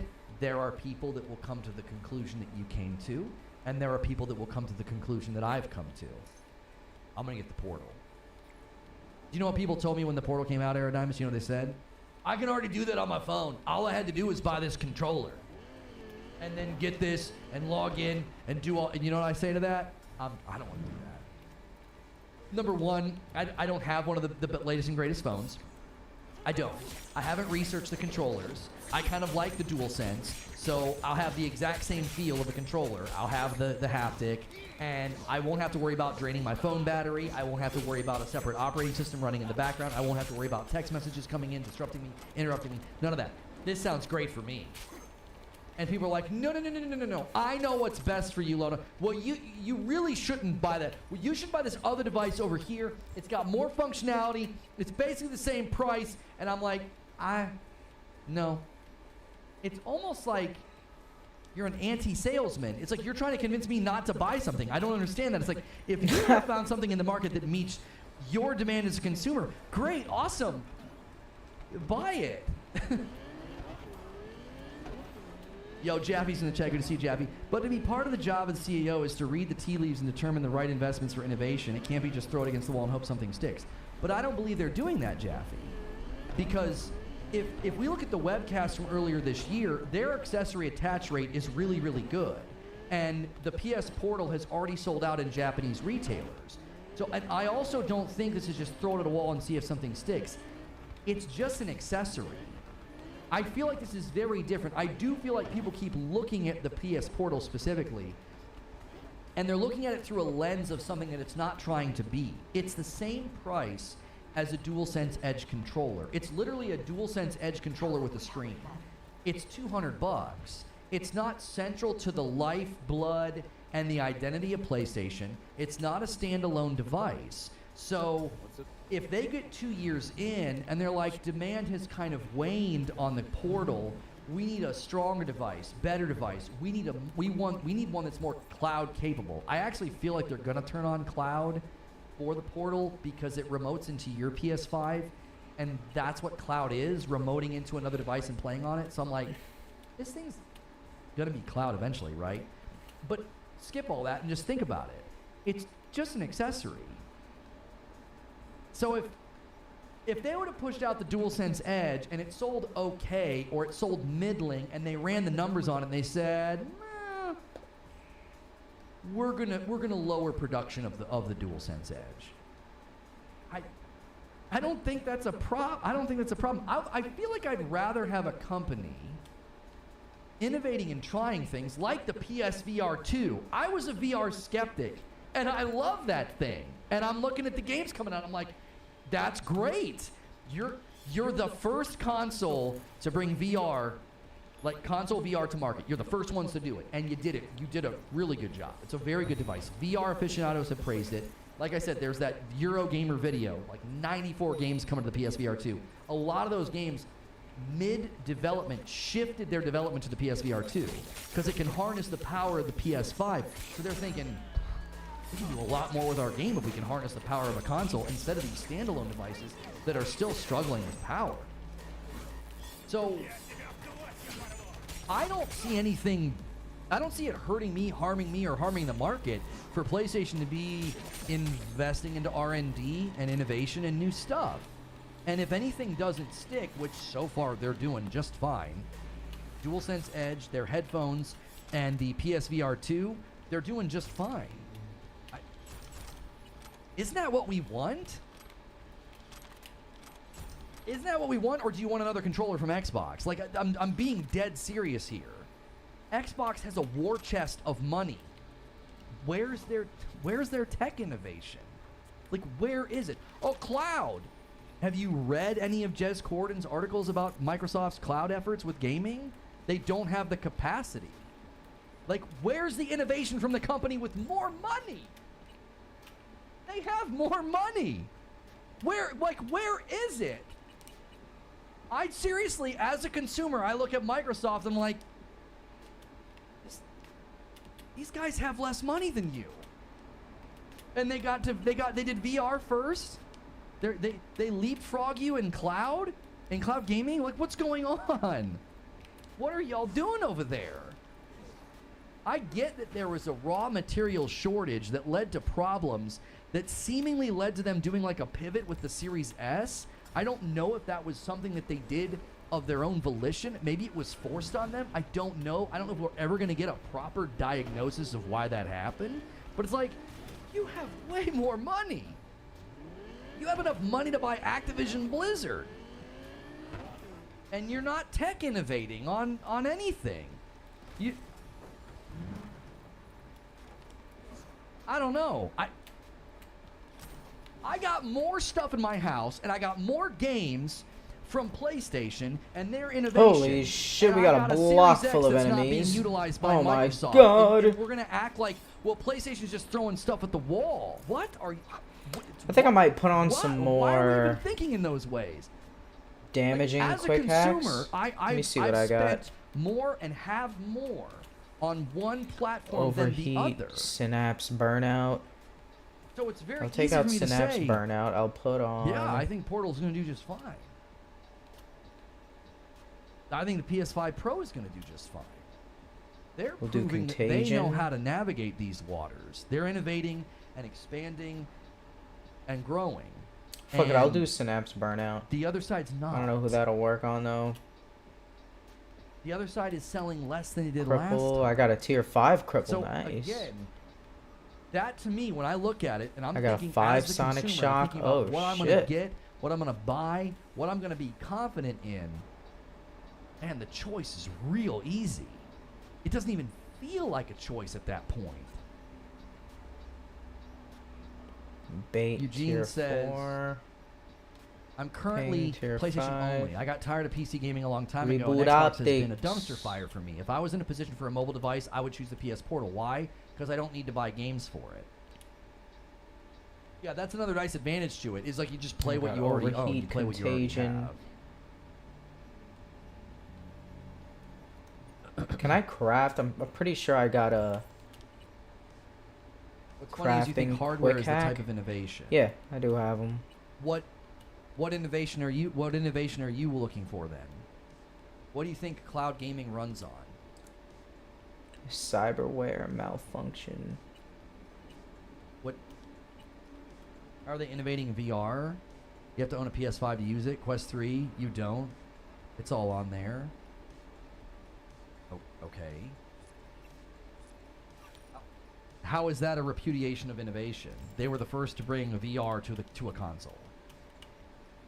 They had to innovate. They had to spend money. Ooh, they had to give me that. develop it. And as far as performance goes, Quest 3 doesn't stack up because it's on we its got a own. lot. It's native. We'll hit him with the And contagion. by the way, if you buy one that actually has a See how decent that amount works. of storage, like let's go pound for pound here, it's after taxes almost $700. So maybe add up what it In would the cost middle to of get the a digital mayhem? PlayStation 5 and a PSVR 2. What's it going to cost? We'll hit him with another Quick contagion. math. You see what I'm saying? Like, what are we even talking about? Go buy a Quest 3 right now. Yeah. With comparable storage to a PlayStation 5.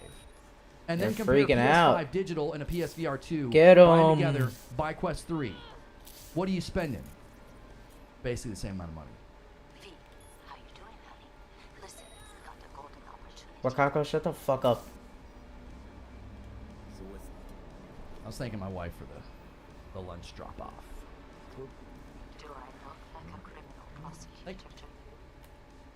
I am not sitting here trying to sell you on a PlayStation. Jesus Christ, I'm drawing calling me right in the middle of a comparison. fucking I bought a Quest fight. 3 Get the fuck out of here. with the higher storage, and it cost me almost $700 after everything. Nice. A digital PS5 and their VR would cost like $1,000. Everyone's sick. No one's dead. Right, and at Nice, that point, nice. you're basically spending about the same amount of money because you're buying into an ecosystem. So I'll it's let like, you all okay, suffer I can and spend die. 700 or I can buy 1,000. Okay, so you're going to save 300 by going with the Quest 3, and it's a weaker Kidding. device. Do you see what I'm saying? So, track with me. You're spending basically the more same amount of Contagion. money. You're like, well, it's $300 cheaper. Yeah, and it's weaker. So you're basically buying a downgraded VR experience. That tracks. Quest 3 is 500. You know what? I'm talking Where's about that? the one that actually one has that storage calls on them it. There's all the bigger together. one with I don't more have that storage. one. It's $650. Actually, no, a digital PS5 and a PSVR 2 would be $950 versus I spent $650. Yeah, that's Let's still get a the $300 sound. difference. It's a $300 difference.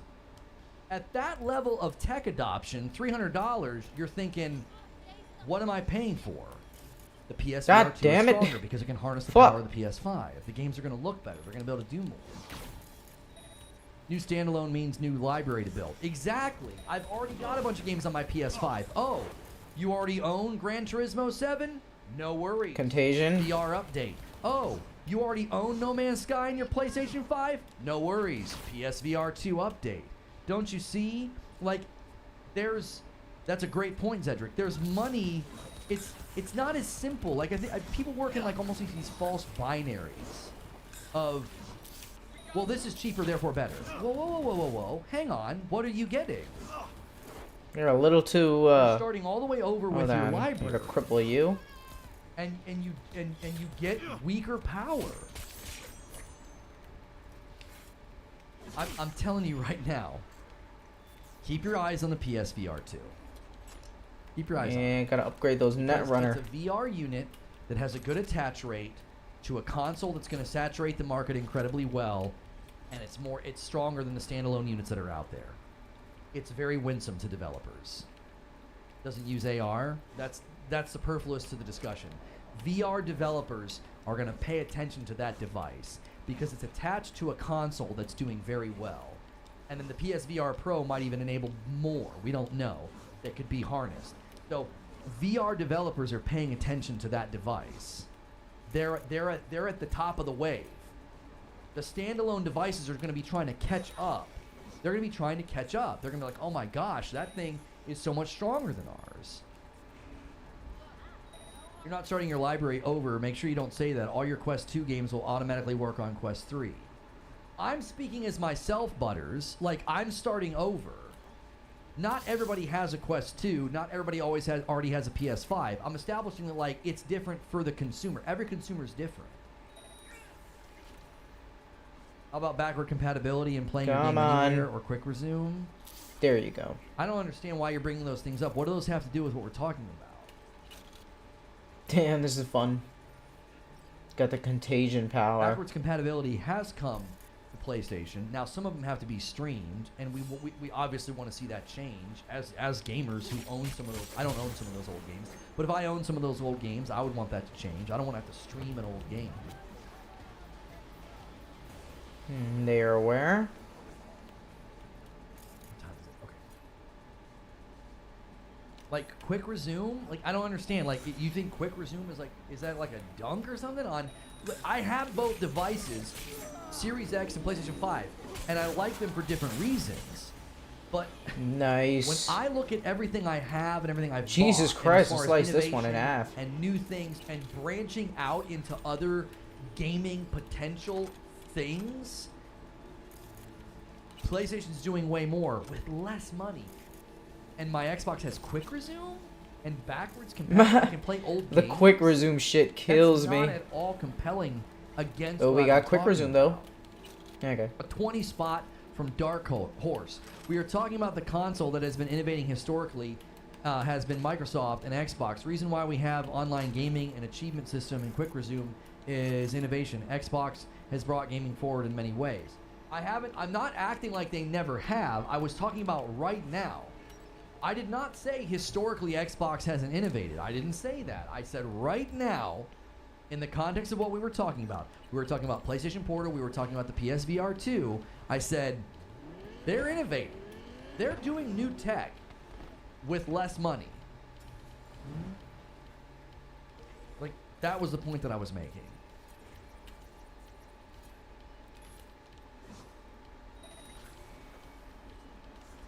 I was pushing back against Jaffe came in. I don't know if he's still here. Jaffe came in and said that CEOs shouldn't be doing throw everything at the wall and make sure that and see if it sticks.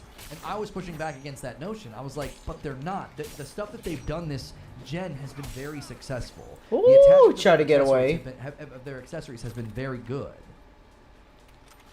So I was pushing back against that notion. I don't think that's a fair summary of what PlayStation's been doing this gen. Quest 3 doesn't have eye tracking. Yeah, the PSVR 2's eye tracking is nuts. It's so cool. It really is. I don't know. And haptic feedback. Everybody wanted to knock haptic feedback. It's a gimmick. It's stupid. I don't know. Xbox doesn't think so. They're bringing out a controller with haptics, so I don't know. You're going to have to spin that one, I guess. Hopefully nobody's got receipts on you. Hey, another order of coffee. Thank you so much, Abe. 2 bags of dark roast. Appreciate you, Abe. Hopefully nobody has receipts on you saying that, haptic was stupid and haptic was a gimmick, and then, and then you're out. If you start cheering for that controller or buying it, we'll see what you say. Come on, big boy. How much is VR2? $550. It's $550. And in talk to VR guys. If you actually talk to VR guys, they say it is well worth it.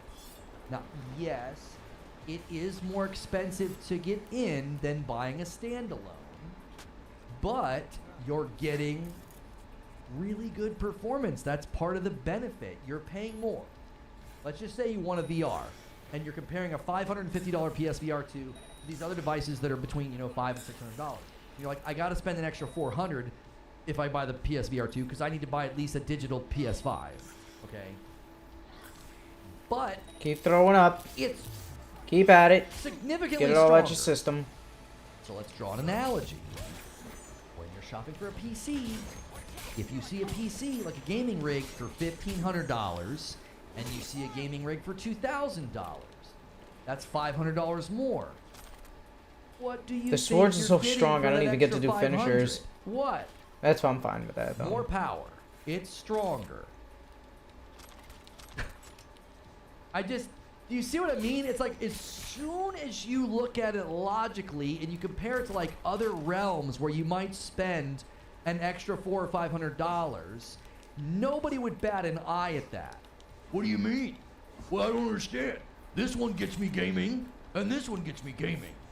$1,500 versus $2,000. It's $500 more. That seems stupid. And I might get the double jump legs too. Time to change up a little bit. Oh. That's why it's more. All units in the area. Like, nobody would shop for a PC and balk at the idea that you're going to pay $500 more. That's ridiculous. Why would you do that? When you're buying a PSVR 2 along with the PS5, that's what you're doing. You're buying a stronger VR. You're buying a stronger VR unit. You're not just buying like a standalone, slap it on your face. Like, I'll admit, I love my Pico 4 for that reason. I can like just go into a room, no cables, no nothing, and just play VR games. It's very cool. But it doesn't look nearly as good as the games I played on my PSVR 2. Criminal activity confirmed in Santo Domingo. So it's worth buying a PS5 if you're just getting into VR. No, I'm not saying that. But again, I said keep your eye on the PSVR 2. It's becoming very attractive to VR developers. Have you looked into the Sony hack? I don't even know if Sony's confirmed it. It's a ransomware company claiming they've got 6,000 files, some Java stuff. Like, I didn't look into or cover the 68 terabyte leak of Xbox, Microsoft personal stuff. Neither story looked that interesting to me. I played that one pretty much right down the middle. There was a 38 terabyte leak, a far bigger leak of personal info from Microsoft. I didn't look at that. I covered the Xbox leaks with the FTC files because I thought that was more interesting. The leak from Sony, where they got, it's an alleged hack. Sony says they're looking into it. We've not heard anything. Nothing's been confirmed. I found it interesting that people rushed to cover the ransomware claims, and they didn't cover the 38 terabyte leak of personal information that happened at Microsoft. Far bigger leak. But then I get grief because I didn't cover the Sony hack. It's Combat. Like, what? Fucking cops, Hasn't man. been confirmed yet. 38 terabytes? Allegedly 6,000 files and some Java. Oh, Holy shit, this is gonna be a I don't know what to party. say anymore. I don't know what to say anymore. Like, I feel like Jim Ryan could clear his throat in an interview, and people were like, "Did you see that? Did you see how he cleared his throat? Can you believe it? Can you believe he cleared his throat?" And people are like, "Are you gonna cover him clearing his throat?" I'm like, "No, not really, pony." What? What? Like, Phil Spencer could walk on stage and, like, smack a child off the back of the head and knock him down a flight of stairs. And they could be like, "I can't believe you're covering this. It was clearly an accident. You're such a pony. But you won't cover Jim Ryan clearing his throat." Like, it's like it's like, come on. I didn't cover either of them because I just didn't think they were interested. He's got his head off. They really Man. weren't. One's alleged, and the other was like 38 terabytes. Like, what am I gonna do? Comb through 38 terabytes of like Holy emails shit, and there's a sales bunch of loot reports? here. I covered the stuff that I thought was interesting from the FTC thing, which was completely separate. There were two things that happened. There was the FTC thing where Microsoft leaked their own documents, and folks were quick to claim that it was the FTC's fault. That was hilarious. It was Microsoft. They did it. And then there was a separate thing, a 38 terabyte leak, and I didn't cover that. I don't cover literally everything that happens. I'm one man. There's only so much I can do.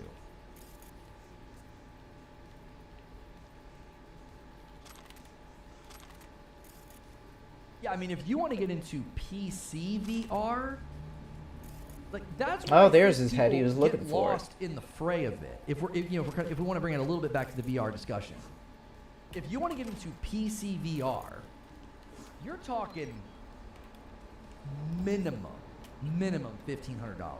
You're gonna need to at least buy like $1,000 rig. I would imagine you need to at least shell out about $1,000 for a gaming rig. You would probably want to bump that up to about $1,500. So then you buy the VR unit, and most of those are going to be around $500. So, like, very, very top, if you're going to do, like, PC VR, you're talking about $2,000. And there's a lot less quality control. There's a lot less quality control on PC VR games. There's a lot of, Butters will tell you, there's a lot of crap in there, okay? You want to do it with the PlayStation, you're talking about like $950 after taxes. Maybe you buy a game or two.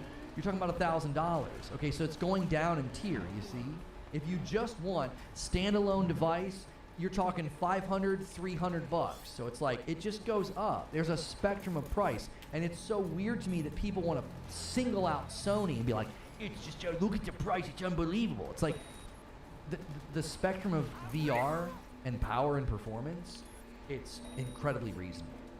Standalone devices that aren't that strong, 300, then maybe a 500. Oh, you want a VR2 and a PlayStation? Okay, that's about 950, about 1,000. Or you want to get into PC VR? That's probably going to be about $1,500 to $2,000. Up. It keeps going up.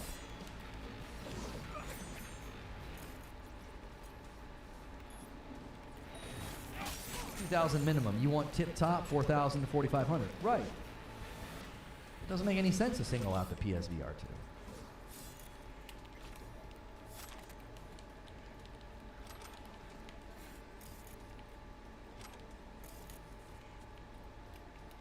Or the Portal. So, all of this is related. All this is related. As far as I can tell, Jim Ryan's going out on a high note. Dude's going out on a high note. And the guys before him all made it 5 years. 5 years, 5 years. There was a 2-year interim guy. And then Jim Ryan makes it 5 years. It's a pattern. It's probably a very hard job. It's probably a very demanding job. And this guy did and I think he did very impressive work and got very good results in light of what happened in 2020 and 2021. On paper, he did his job. He's not getting walked out the door, and I think we're probably going to see a successor, maybe even named before his retirement. And I think it's Herman Hulst, but other people have said, I think rather convincingly, that Herman Hulst is more of a tech guy, so it may be Lin Tao or what was the guy's name, Eric Lempel. They're closer to him, and they would be more of like an immediate like step up. They would be more of like just an immediate step up. They're already kind of in his circle, in his circumference, in his proximity, and you know, we'll see. Jim, as far as I can tell, he's going out a high note. He's going out a high note. Now listen, this is what we're gonna do. Ordinarily, I would have already been doing a show with Mike. I'm not doing a show with Mike today. I'm just going to go hang out with members for a while. I might play some games or something. We might, you know, who knows what we're going to do. I'm going to eat and play some games. And members, don't forget that tonight I'll be hanging out with Madam. My wife and I'll be doing a stream tonight, 8 p.m. Eastern. We'll play some games. We usually just talk and hang out with you guys for a couple of hours. Usually people kind of want to debrief on the week and just talk about everything that's been going on. And you can get her perspective on stuff. So if you're not a member, you can become a member for $5, and that's extra content. I do a live show, sometimes multiple live shows a day. I do uploads. That's all totally free and available, and then I do extra stuff beyond that, extra additive content. So right now, I owe you guys 5 members. Every 25, I give 5. We're 14 away from 50. Now I'm going to gift those in just a moment here. If you guys want to make a final little push, I keep forgetting to pick up their before we go to fucking members, guns. You can do that. I'm going to schedule the members-only stream. Yes, and we will be doing a VIP, unfiltered VIP stream. I do that with Creature, my producer. We do that at the end of Friday as well. So we'll do that. That's not what we're doing right now, though. We're going to get ready to go hang out with members. And then members, if you want to upgrade to VIP, you can. Every day we also do the writer's room, but that's not a VIP thing. That's PS Plus. That's Member Plus and above.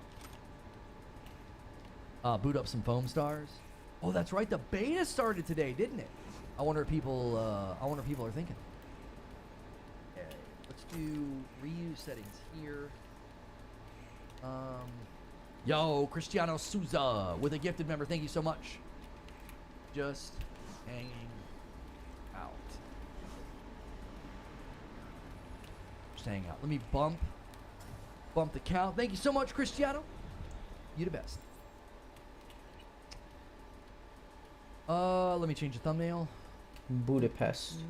Yo, Dark Horse, upgrading to VIP. Thanks for doing that.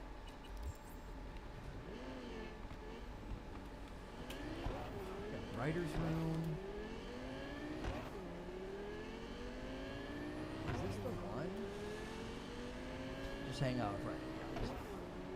We've got a couple thumbnails that look similar, and I couldn't see. I couldn't read the text. Yo, Stone Spire gifts a member. Thank you so much. EK Bager gifts a member. Thank you so much. That's going to take us to 39.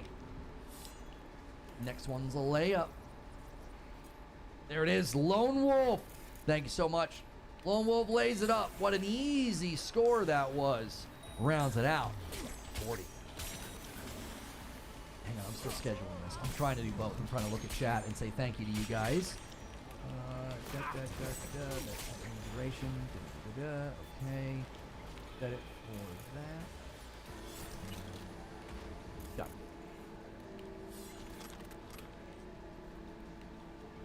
Sony's competing with themselves now? How so? What do you mean? Focus on your live stream and let YouTube insert ads for you. No. That pop-up, that's every time we schedule a stream. It's like, do you want us to put the ads in for you? I'm like, no. Please no. I do go back and add them to the VODs, though. I don't do it in the live environment. But if you watch on the VODs, we do ads then. But that doesn't disrupt the video because, well, I mean, it does, but it doesn't. You don't miss anything because it just pauses the video. K.Cole gifts 1. Thank you so much. Earthbound, thanks for jumping back in as a member. You guys are pushing for that 50. Hang on a second.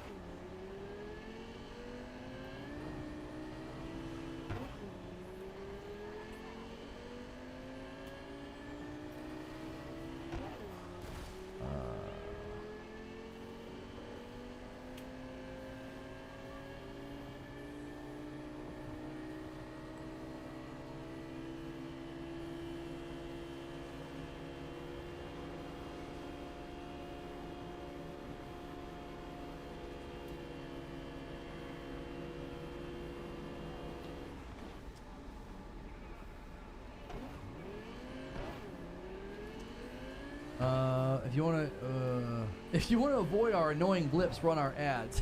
No, they don't. Google doesn't say that. Okay, you're calm. Oh, I killed him. I'm what to sorry do, about that. creature. I honestly don't know.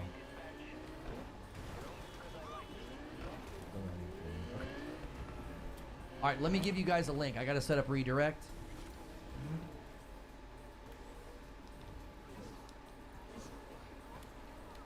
I'm out. Oh, garbage. I'll have money now to sub instead of getting gifted. I appreciate that. DK Bager gifts another one. Thank you so much, DK Bager. Taking it to 42. I'm gonna give you guys a Kind of link want to see a because ripper sometimes dot get redirect that doesn't double jump. work. Let me make sure. That shit's gonna be nice. And this can't. It has the stream set to auto start. Right, hang on a second. I have to change. Where's the this. ripper dot at? I can't auto start a second stream when I'm already streaming. It won't let me. There we go. And it like grays it out. There we go. Okay, now it's working. It's because I typically do members only debriefs from a dead stop. That's why. We're usually coming from a premiere. It just saved those settings.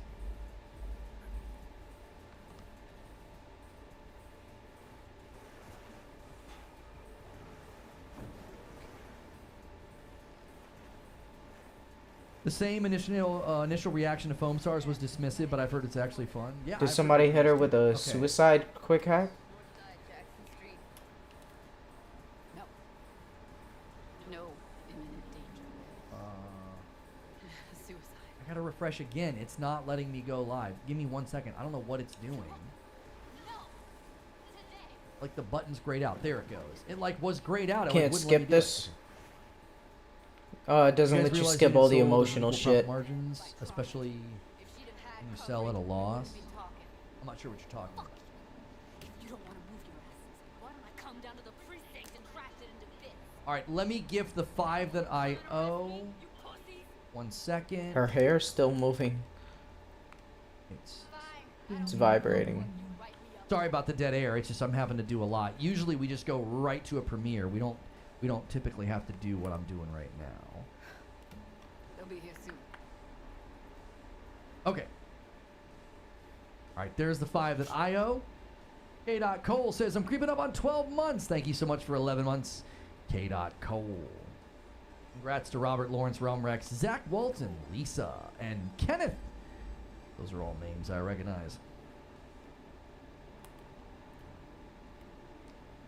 Put something on her. Oh, I need the link. Hang on. Close the door. That's sad. No more Evelyn. Okay.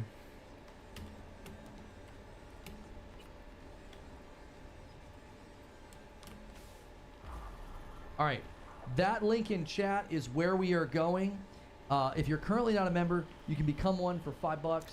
But the more you hang out, you might get a gifted. I know not everybody can afford a membership, and we have really generous people here. And the more often you hang out and watch, it actually does membership based on loyalty to the channel. So if you enjoyed today's stream, do me a favor and smash that like button. Here at the tail end, we could easily get 400 likes.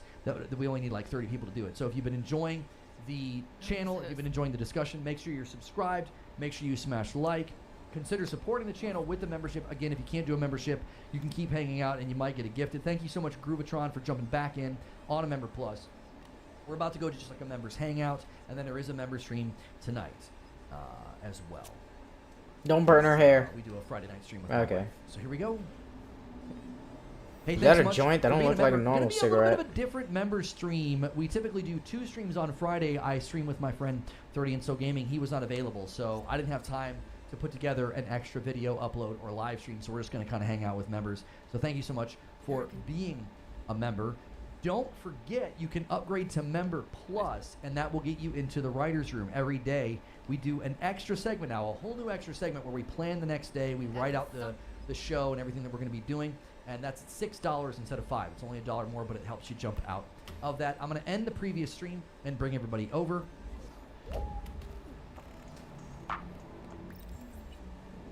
So by now, I'm sure that many of you have heard news about the looming government shutdown. And yes, at the time that I record this video, it does indeed appear that a government shutdown is imminent, assuming that nothing changes between now and the time when funding officially runs out, which is midnight tomorrow. In fact, the government is already bracing for disruptions and has notified federal workers that they'll soon be furloughed. And I do want to talk about what this means and who this is going to affect. But I first want to explain why the government is almost certainly going to be shut down in the first place. And the short answer is Republican stupidity. But the long answer requires a little bit more context. So let's go back to the beginning of the year when Kevin McCarthy finally became Speaker on the 15th vote after he agreed to this condition. Quote, Mr. McCarthy agreed to allow a single lawmaker to force a snap vote at any time to oust the Speaker, a rule that he had previously refused to accept, regarding it as tantamount to signing the death warrant for his speakership in advance. And that instinct that he had was absolutely correct, because that is now coming back to bite him in the ass. So he begrudgingly accepted that term to him becoming Speaker, because there was seemingly no other path to him being Speaker unless he agreed to that. And now he's in the situation where he's really just the Speaker in name only, because the people with the actual power are the unappeasable fascists like Matt Gaetz and Lauren Boebert, who he is forced to kowtow to. And they're not happy with anything. In fact, they're making completely unreasonable demands that they know aren't going to pass. And they're kind of narrowing what he's allowed to do, which is next to nothing. They're not allowing him to negotiate with Democrats. They won't even support a temporary stopgap measure. In fact, one passed in the Senate by a 2/3 majority. 77 senators supported it. And all that McCarthy has to do to avoid a shutdown is bring that bill that was passed in the Senate to the House, and it's going to pass, which means the government would stay open. But the problem is that he can't do that, because Matt Gaetz and a couple of other far-right members of the House don't like it because it doesn't have enough cuts to social safety net programs, and they don't like that it includes funding for Ukraine. And what Matt Gaetz says goes. But remember, him and just a few others are holding McCarthy's life in their hands, so McCarthy really has no choice. And as Sawyer Hackett puts it, a bill to fund the government passed the Senate yesterday with 2/3 support. It has 2/3 support in the House, but Kevin McCarthy won't put it up for a vote because it risks his job. It's his shutdown. And that right there is the key thing to remember.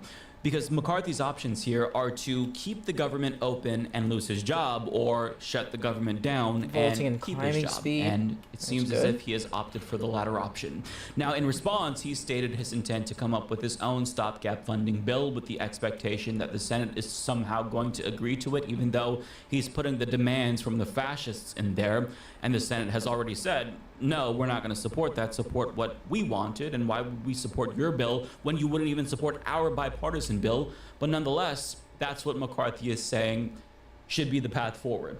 He doesn't believe it, but he's forced to pretend, because this is what Matt Gaetz wants. In fact, Bernie Sanders responded to this saying, 6 far-right extremists who support massive tax breaks for the rich are trying to shut down the government. This is what they want. 14.7 billion cut to public schools in high poverty areas, 70% cut to nutrition assistance for children, 750 million cut to Head Start. Ain't gonna happen. Yeah.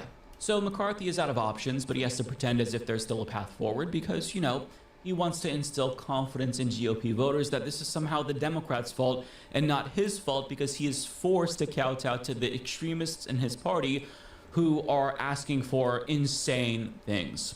So, I mean, this is why the government is shutting down in a nutshell. It's because he has to do their bidding. But it's not just the government shutdown where they're in control and he's not. He's also being controlled by the extremists in his party in a number of other ways. For example, yesterday they held an impeachment inquiry into Joe Biden, not because there's evidence of any wrongdoing, but because Matt Gaetz said jump. Therefore, McCarthy was forced to ask, how high, sir? And during the sham Biden impeachment inquiry, Congressman Maxwell Frost concisely explained how whipped McCarthy is by Gaetz and others. And what he said here was absolutely spot on. But then just 12 days later, 12 precious days later, something happens. I'm not sure what, but something happens, because then the Speaker of the House, Kevin McCarthy, comes out and says, yes, we will do an impeachment inquiry. So what happened between these 12 days? It's very simple. 3 threats from members of his own caucus at the direction of former President Donald Trump changed his mind. Number one, the threat to force a vote on impeachment, which would lose on the House floor that's plus and be 50% another quieter movement, embarrassment in the long list of though. embarrassments to this Congress for the Speaker of the House. I don't want the double jump Number that two, bad. they would threat to shut down the government, something that will happen in just 2 days. Or do I? And number three, and this is the one that really got to him, they said, you about to lose your job. And they said, we will remove you as Speaker from the House. And that scared him so much that Kevin McCarthy, the Speaker of the House of the United States of Representatives, third in line of the presidency, What does the upgrade completely do? caved due to the threats of people within his own caucus. Ding, ding, ding. That is exactly correct. Trump has called for a government 60% shutdown, longer, that's as it. Frost explained, in whatever. hopes that maybe Matt Gaetz can either force the defunding of investigations into him, into some sort of a stopgap funding measure. But I mean, that's not going to happen, because even if the government shuts down, those investigations will still be funded. But the Republican power structure currently is a sort of human centipede, with Trump in front, Gaetz in the middle, and McCarthy at the end, gobbling up Trump shit that was digested by Gaetz.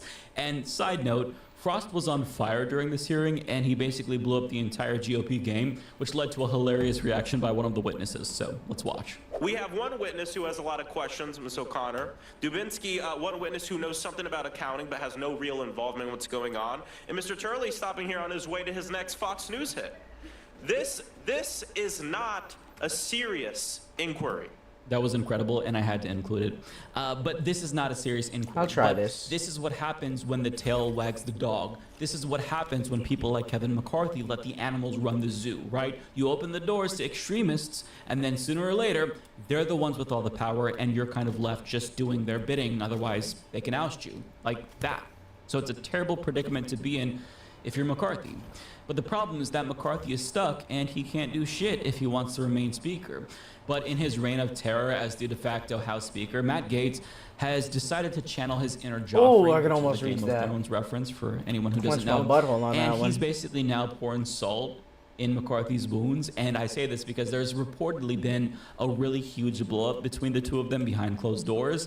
And the allegations that Gaetz is making against McCarthy is wild. So Politico reports the Speaker and his most vocal GOP foe got into a heated exchange behind closed doors Thursday morning Fuck, he was as driving Gaetz away from accused me. McCarthy of hiring a proxy to attack him online via conservative fuck is social my media car going? influencers. But what the McCarthy's fuck is counsel going had sent on? a cease and desist letter to the individual in question, and the original post doesn't mention the Californian, but Gaetz continues to claim the Speaker is involved. Quote, I asked him whether or not he was paying those influencers to post negative things about me online, Gaetz said Thursday, when asked about his clash with McCarthy during the private meeting. McCarthy responded, according to Gaetz, that he wouldn't waste his time or resources on that Floridian. Gaetz downplayed the confrontation, adding, my blood pressure is like 120/80, so I'm feeling great. Whatever, dude. Other House Republicans recall the Thursday meeting differently, though. Still looking when good. Gaetz nodded to conspiratorial claims by suggesting that the Speaker was fundraising for House Republicans via a bankrupt cryptocurrency exchange, one McCarthy ally got irritated enough to curse.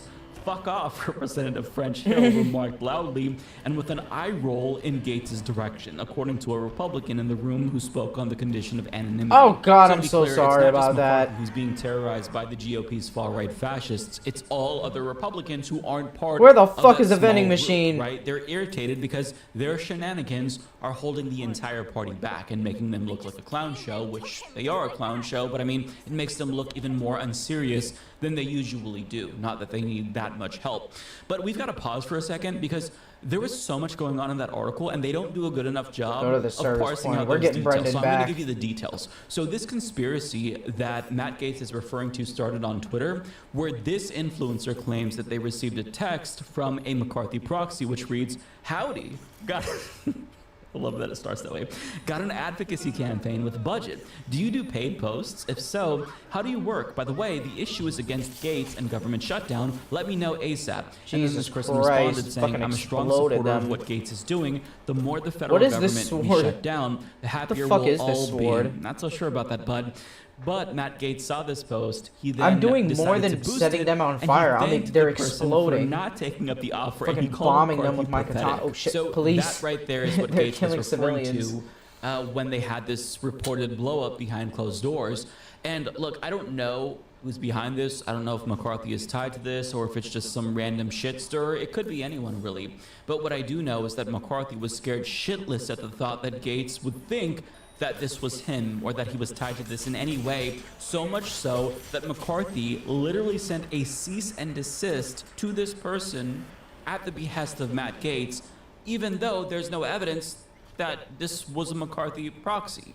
The reason why Matt Gaetz thinks this is a McCarthy proxy is because the influencer who this offer was made to said that it was a McCarthy proxy, but they don't name anyone. Oh, I got They the just double say, jump, hey, that's right. You want to attack Matt Gaetz? Do you want to get paid for attacking Matt Gaetz? And, I mean, that could be anyone. It could be a Democratic organization. It could be a number of Republican organizations that hate Matt Gaetz. I mean, there's many of them. So that is why McCarthy is extra flustered. It's because these insane allegations are being lobbed against him by Matt Gaetz, and he's learning the hard way that you just cannot appease this person. And it could because save this me from a person is dangerous fall. absolutely fucking insane. But on top of that, buried within this fucking political asshole. article is some key insight about Matt Gaetz.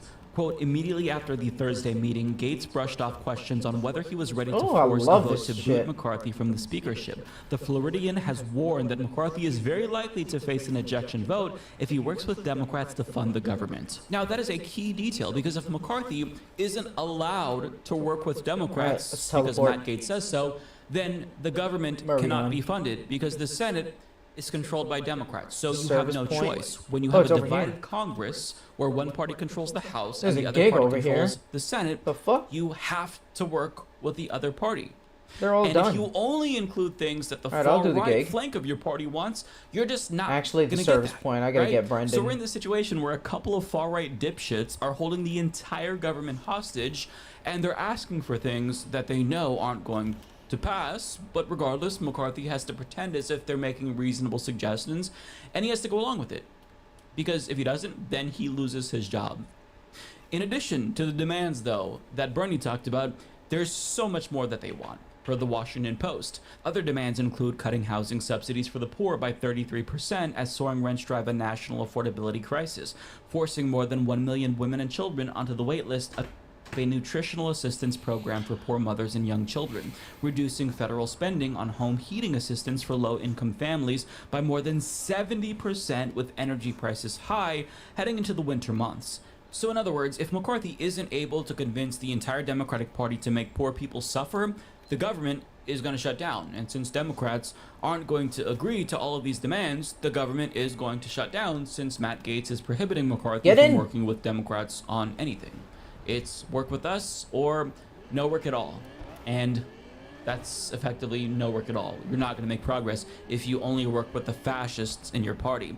But unfortunately, if inflicting pain and suffering on poor people is your position, then you can see how a shutdown is a win for you. Because here's what happens when the government shuts down. The Washington Post reports a government shutdown could have an immediate impact on WIC, a program that provides grocery assistance to 7 million pregnant people, mothers, and children, including more than half of all newborns in the United States. Some recipients of the SNAP program for women, infants, and children may be turned away from stores as early as next week.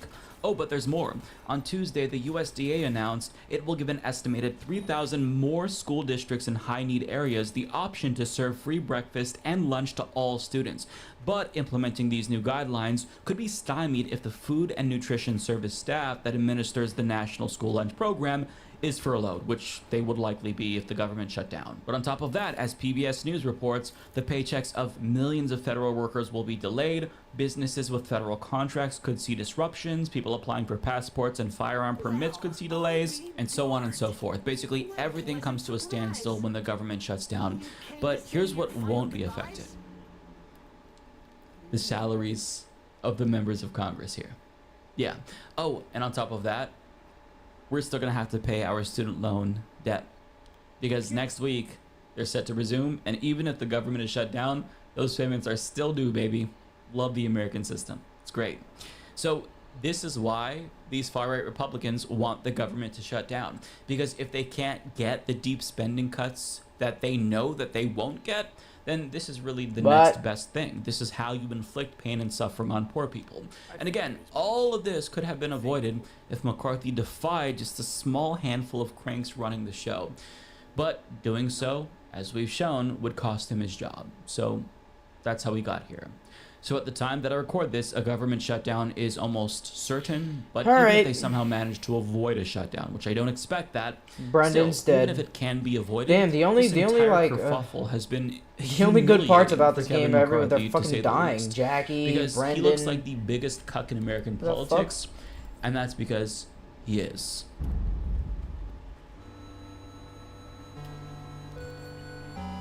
Talk to Theo. Who the fuck is Theo? Coin operated boy?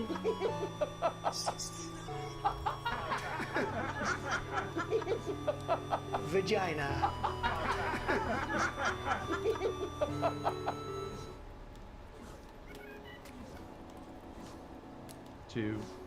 Hi everybody, it's Friday, which is usually, you know, the day that we like to do fun Where's the episodes here on After delivery, Dark the Friday. train? But today we're gonna not have fun. We're gonna try to do a Where the serious fuck is that interview, shit? Oh, yeah. with Oliver Tree, who's sitting at the maximum distance away from me possible. He has a history. I don't know if you guys can see the distance, but he has a violent history in the studio. Ethan, come on, man. I'm just trying to explain why. We're trying.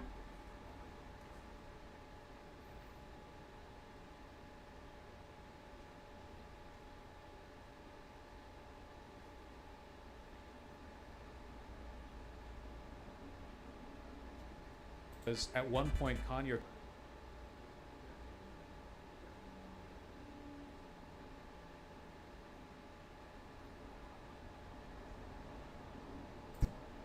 Today we are talking about an ancient YouTuber known as Quabblecop. Come on. Keep going, Dilly. You got this. Do you know who Quabblecop is? He's been around for quite a while. He started off making content like this. GTA 5 Mates, created by Hazardous and Quabblecop. Pretty good. Got his buddy Slogo Man and Jellissimo or whatever the fuck. He's been in a lot of drama. So much drama for such a long time. And to be fair, not terrible drama. He's never really done anything horrible aside from making those videos on his dad a while back. That was kind of a weird, strange L, you know, making Rip Dead video and then just kind of, it's just kind of weird. He got a lot of hate for that back in the day, but oh well, creator's gonna create, right? And then his girlfriend, it was Azzyland, and she's like Sniper Wolf, but like not as bad or something. Would you shut your mouth up, you mother? We can't keep doing this. He's had a lot of ups. Alright, and yeah. This man has had Brendan's a lot dead. of ups See ya, and Theo. downs in many different ways. It's actually And kinda most of it sad. has been documented Man. on Twitter or YouTube or elsewhere. He's a Alright. social media guru. This man lives entirely online. In fact, check Where out was this, that gig? this workout progress Over picture of here. this. Who the fuck got a gig over I there? love it when people who, no offense, just don't look like they're Ooh, working who's out, that? brag about working out. It's awesome. I love that. I'm not saying it's bad or anything. It just makes me laugh, and I don't know why. You should definitely keep working out, but like also, there is merit in having some modesty. What the f am I talking about? I post pictures like this all the time, dude. I'm a huge hypocrite. It does make me laugh, though, genuinely. In all seriousness, I think it's really funny. This dude's had ups and downs. Who did I kill? 72 made a video on You fucking asshole. 2021, 97.9 million views. April 2022, 8.5 million views. In the space of only 12 months, Quabblecop's viewership has fallen by roughly 90%, and we're going to outline every single mistake made which has brought him to this unfortunate point. Was a banger, to be honest. And now in 2023, Quabblecop, at least in terms of where he was, is now irrelevant. All right, I would say he's irrelevant. All right, they're pulling up. completely. And that's not to say he deserves necessarily that irrelevancy, but he's been doing some things that are very strange. Oh my god, we start taking damage straight away, so let's break this block. No, I'm going to the 12 we're ready, but we need to expand.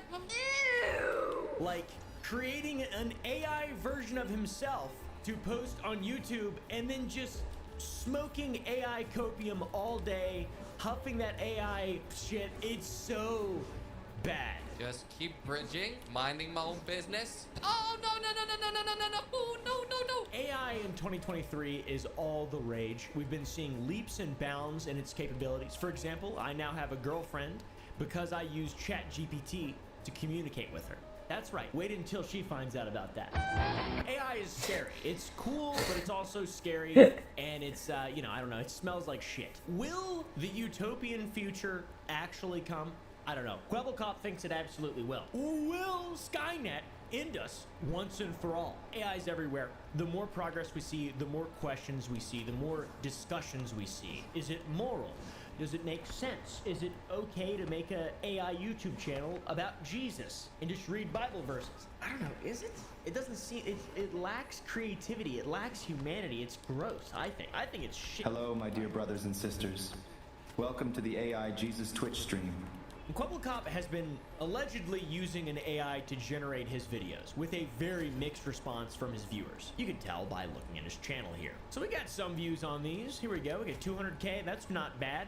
36K, that's bad. 48K, this is pretty bad when you consider the fact that he has 15.1 million subscribers. Some of the videos did all right, but you can tell why they did terribly. Because they're terrible. I mean, that's like, I can't even... Leave this guy alone. Watch 30 Jump over seconds it, of let's that. go. Now let me pop my enchanted golden apple. Get the Let's fuck go. out of here. What's up, what are the Oh, I set him on fire. God damn it. Oh, look. Can we just appreciate how Quebblecop single-handedly started the literal end of YouTube content? Can we just appreciate how little effort? Too much inventory. Fuck. Oh my I'm coming. God, dude. That's a good point. That's a good point. It's terrible.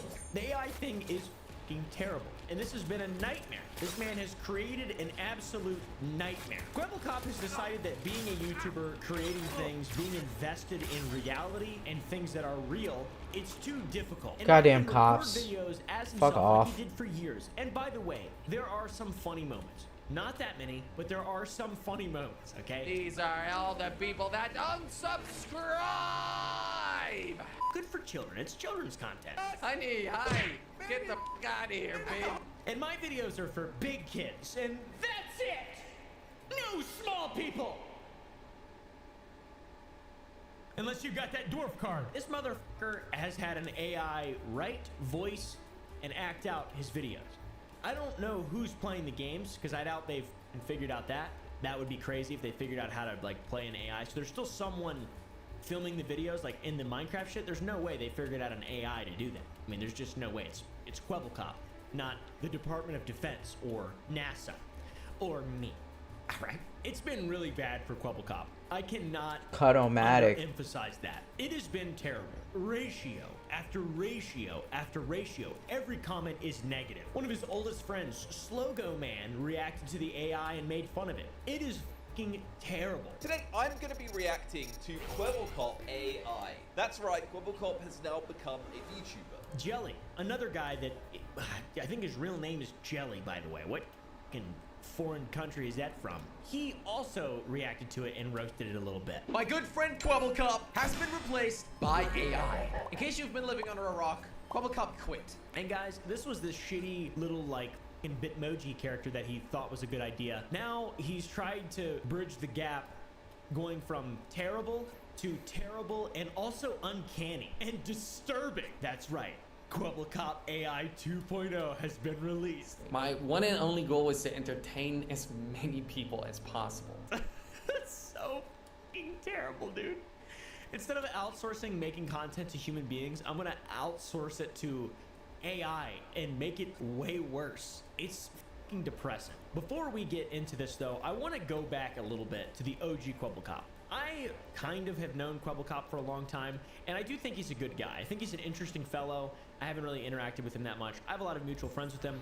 They've all never really said anything negative other than just standard shit that you would talk a little bit. You know, everybody talks a little bit of shit. It's all good. It's all good. It's fucking fun, right? Who cares? Quebblecop has 15 million subscribers. And he's Mean posted for Streets, over complete 12 old gigs years, in which is Haywood. Unbelievable. Really? Call of Duty Black Ops. Pretty cool, man. He's a Let's Player sharing funny moments in games that he loved playing. Oh, Haywood. Okay. People who also probably All gigs love and those hustles in games. His first couple Haywood. I videos got were one Easter egg for videos with COD Zombies. the island. I got one for here. Nice. Oh, Now we have this city. Let's kill him. I used to watch his videos. We back have in this day, part of the like, city genuinely, left. I thought he was This an town, interesting, funny if you guy. will. And then I would probably think to myself, I could probably beat this guy up for sure, because that's just who I was as a young man.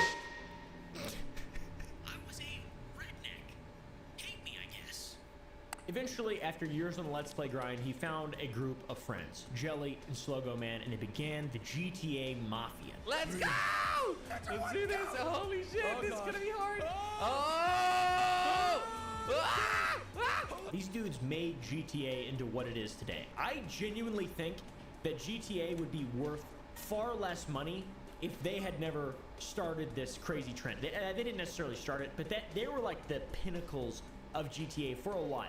I mean, it's impressive. They did a hell of a job, and this spurred insane astronomical growth in Quebblecop's channel, along with his friends. Over time, you get tired of doing Oh, the what? same There's a shit. fighting You ring burn out. here. It's perfectly reasonable. I've changed my content multiple times. Quebble changed Oh, his that's from the fighting COD ring. Zombies Let's I'll do Play that shit right to now. more original type of YouTube content to GTA. This is too intense. Fuck This off, is cops. too God damn it. intense. Pieces of This shit. is too intense. Come on. Which was a little bit annoying, a lot of terrible cringe moments, and then it just kind of got like a lot worse. Oh, Iron Man! Call me Dad, son. Oh yes, I remember. You adopted me, Dad. Yeah, 5 years ago boy. to this day. Now, I think he's Worth making it. videos for children is the reason that I don't like it. I believe that I'm not the intended audience, and I feel like that kind of makes it unfair for me to judge in the way that I want to judge it. Because I would like to say, that is terrible, and I hate it, and I wish I could stop recording this video and go spend time with my friends and family. Because time is, in fact, limited. Here's him playing Roblox. Welcome everybody.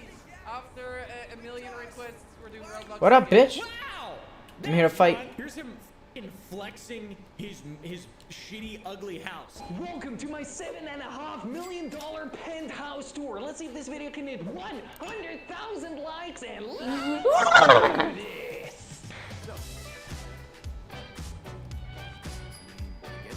I was born and raised in Amsterdam, and that's Damn, where she's this kinda hot. penthouse is located. Cougar. I mean, it's not shitty, it's beautiful. Gil.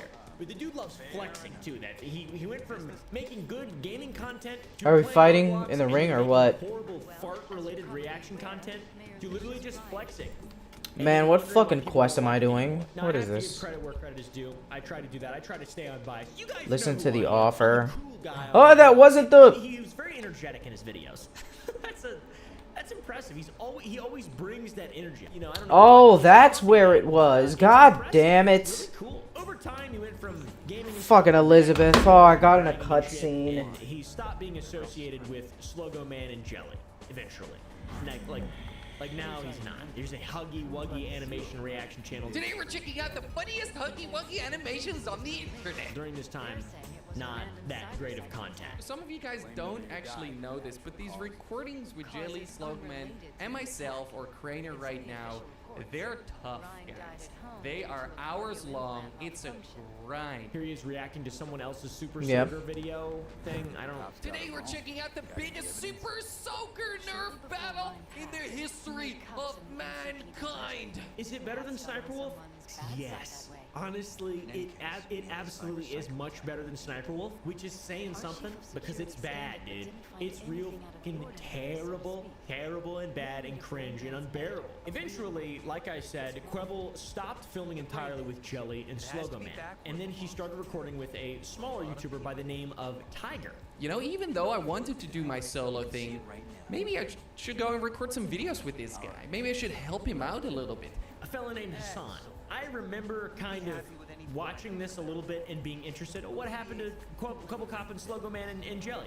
Anyways, back to other things. Quebblecop started recording a bunch of videos with this guy named Tiger, and he knew that he could be huge if he could just coach him, right? This is the classic mentorship. YouTuber takes in prodigy, aspiring prodigy guy, and then teaches him how the system works, and then makes him blow up. Today, me and my best friend. Oh, Johnny, shut the fuck up. Let me do my mission. Get the fuck out of here. And by the way, Tiger blew up very quickly. Then almost immediately, something went wrong. Tiger stopped posting for seemingly no reason, and that is because Jordy, aka Quebblecop, I think it's the first time I've said his real name, he had control of Hassan's channel. Why are you not uploading to Tiger, and what happened between you and Quebblecop? Well, guys, it essentially boils down to one thing, and that is that me and Quabblecop are actually no longer friends. Then Liger was made, a new channel. Tiger's nude channel. He split off, and he kind of addresses the rumors. He says, me and Queb are no longer friends, but doesn't really go too deep into it for legal reasons. Probably it was Quabblecop being really jealous of how well Tiger was doing, and then them not being able to come to some kind of agreement on a split. Because when you start making money on YouTube, it's substantial. It's crazy. This is a thing that a lot of very stupid people take for granted. In Liger's video, Tiger says that he feels hurt, betrayed, and forgotten by Queb, and he needs to make sure he is careful on who he calls a friend from now on, and he recommends viewers to do the same, which is, you know, it may make sense. They had a Oh god, shut the fuck up. Let me just scan the rest. Oh my god. And I'm not Skip. gonna get too much into who was in the right or who was in the wrong, because I can't. But what I am gonna do is speak about my emotions, because that is something that no one can stop. I feel hurt, I feel disappointed, I feel betrayed, and most of all, I feel forgot. This whole situation really made me a lot more cautious of who I can call my friend. Now, why is any of this relevant? Well, oh, it gets fucking embarrassing. After Jordy axed Tiger from his own channel that they split or whatever, and in spite of Quabblecop knowing that people are going to know that he's not the, he's not the right guy on there, Queb cannot post to Tiger's channel, he thought of a solution. What if I clone a human being and then upload that horrible content to this other person's channel? He cloned him. He made an AI. This was a while ago. This was 2 years ago. Let's keep watching. I don't know what's going on. And the voice, man, it sounds so bad. Sounds so bad. He took his channel, took his likeness to imitate him so he could make money on his likeness without his permission. I assume there's some kind of contract that allowed him to do this legally. Then he called him a friend, and Hassan is like, no, he's not my friend. Are you still friends with Jordy? Listen, guys, I said it once, and I'll say it again. Me and that man are not friends. And it's so strange. It was a tweet, by the way. Quabblecop posted a tweet. This is the world's first artificial intelligence YouTuber. It may be the first. By God, it ain't the last, motherfucker. Hassan reacted to the AI version of himself, and he's just dumbfounded. This looks absolutely trash, bro. This is such low quality. Jordy would eventually end up deleting the AI version of Hassan, but the Tiger channel has been up for 2 years. It's so weird. And Liger still kind of posts. Both of them have fallen off pretty hard. So taking what he learned of cloning a friend against his will, Quabblecop decided to create another channel called Blue. And These brain dances are boring. Horrible. But at least it has its own unique identity. Okay? And it's some kind of horrible AI-generated content. I really don't have any idea. Quabblecop has said multiple times that it is 100% AI-generated. Just for clarification, just in case you guys thought this was AI-generated, it's not. It's a lie. It's all fake. Maybe the titles and thumbnails and shit and stuff, but this is just the guy. In the first video posted on the Blue channel, it's a collab with Blue and Jordy, and it seems like Jordy's audio is just cut in and he was recorded outside. It's just super weird. It was like it was plugged in via editing. How you doing, Jordy? I'm doing wonderful. Let's go steal some cars. It's a Sniper Wolf 2.0 situation. It's just someone reading lines, so it's ridiculous. With this and the Tiger AI, a lot of L's have fallen by way of the Quabblecop era. So all this being said, it is now clear to everyone watching this video. Now I can skip. Quabblecop has lost any inspiration in creating any sort of meaningful content. This has become perfectly clear. He even uploaded a video last year, said he'd lost creativity and he wasn't enjoying it as much anymore. So instead he decided to be terrible. I'm having a hard time being Holy shit, can I get that? Fun in my job. I'm having a hard time sleeping. I haven't seen I'm that for always sale at the fixer shop. worrying about YouTube, always thinking about YouTube, and I'm already level 50, 49. Almost max level, got and full I even street started cred. a cryptocurrency NFT business where I create tools for creators to make their own NFTs, which is super flippin' awesome, and it's blowing up. I'm sure that's going pretty well. I think. He says he doesn't have enough time to write ideas, plan them and record them, etc. I don't have enough time to come up with ideas, to write them out, to plan them out, to then report them, to then share them with you. And even if we have a massive team here, it's still really hard, and it just too much. Which is probably why he wanted to start outsourcing to AI. Why not just outsource to humans and make it good? Make it feel real and just record it? I don't know.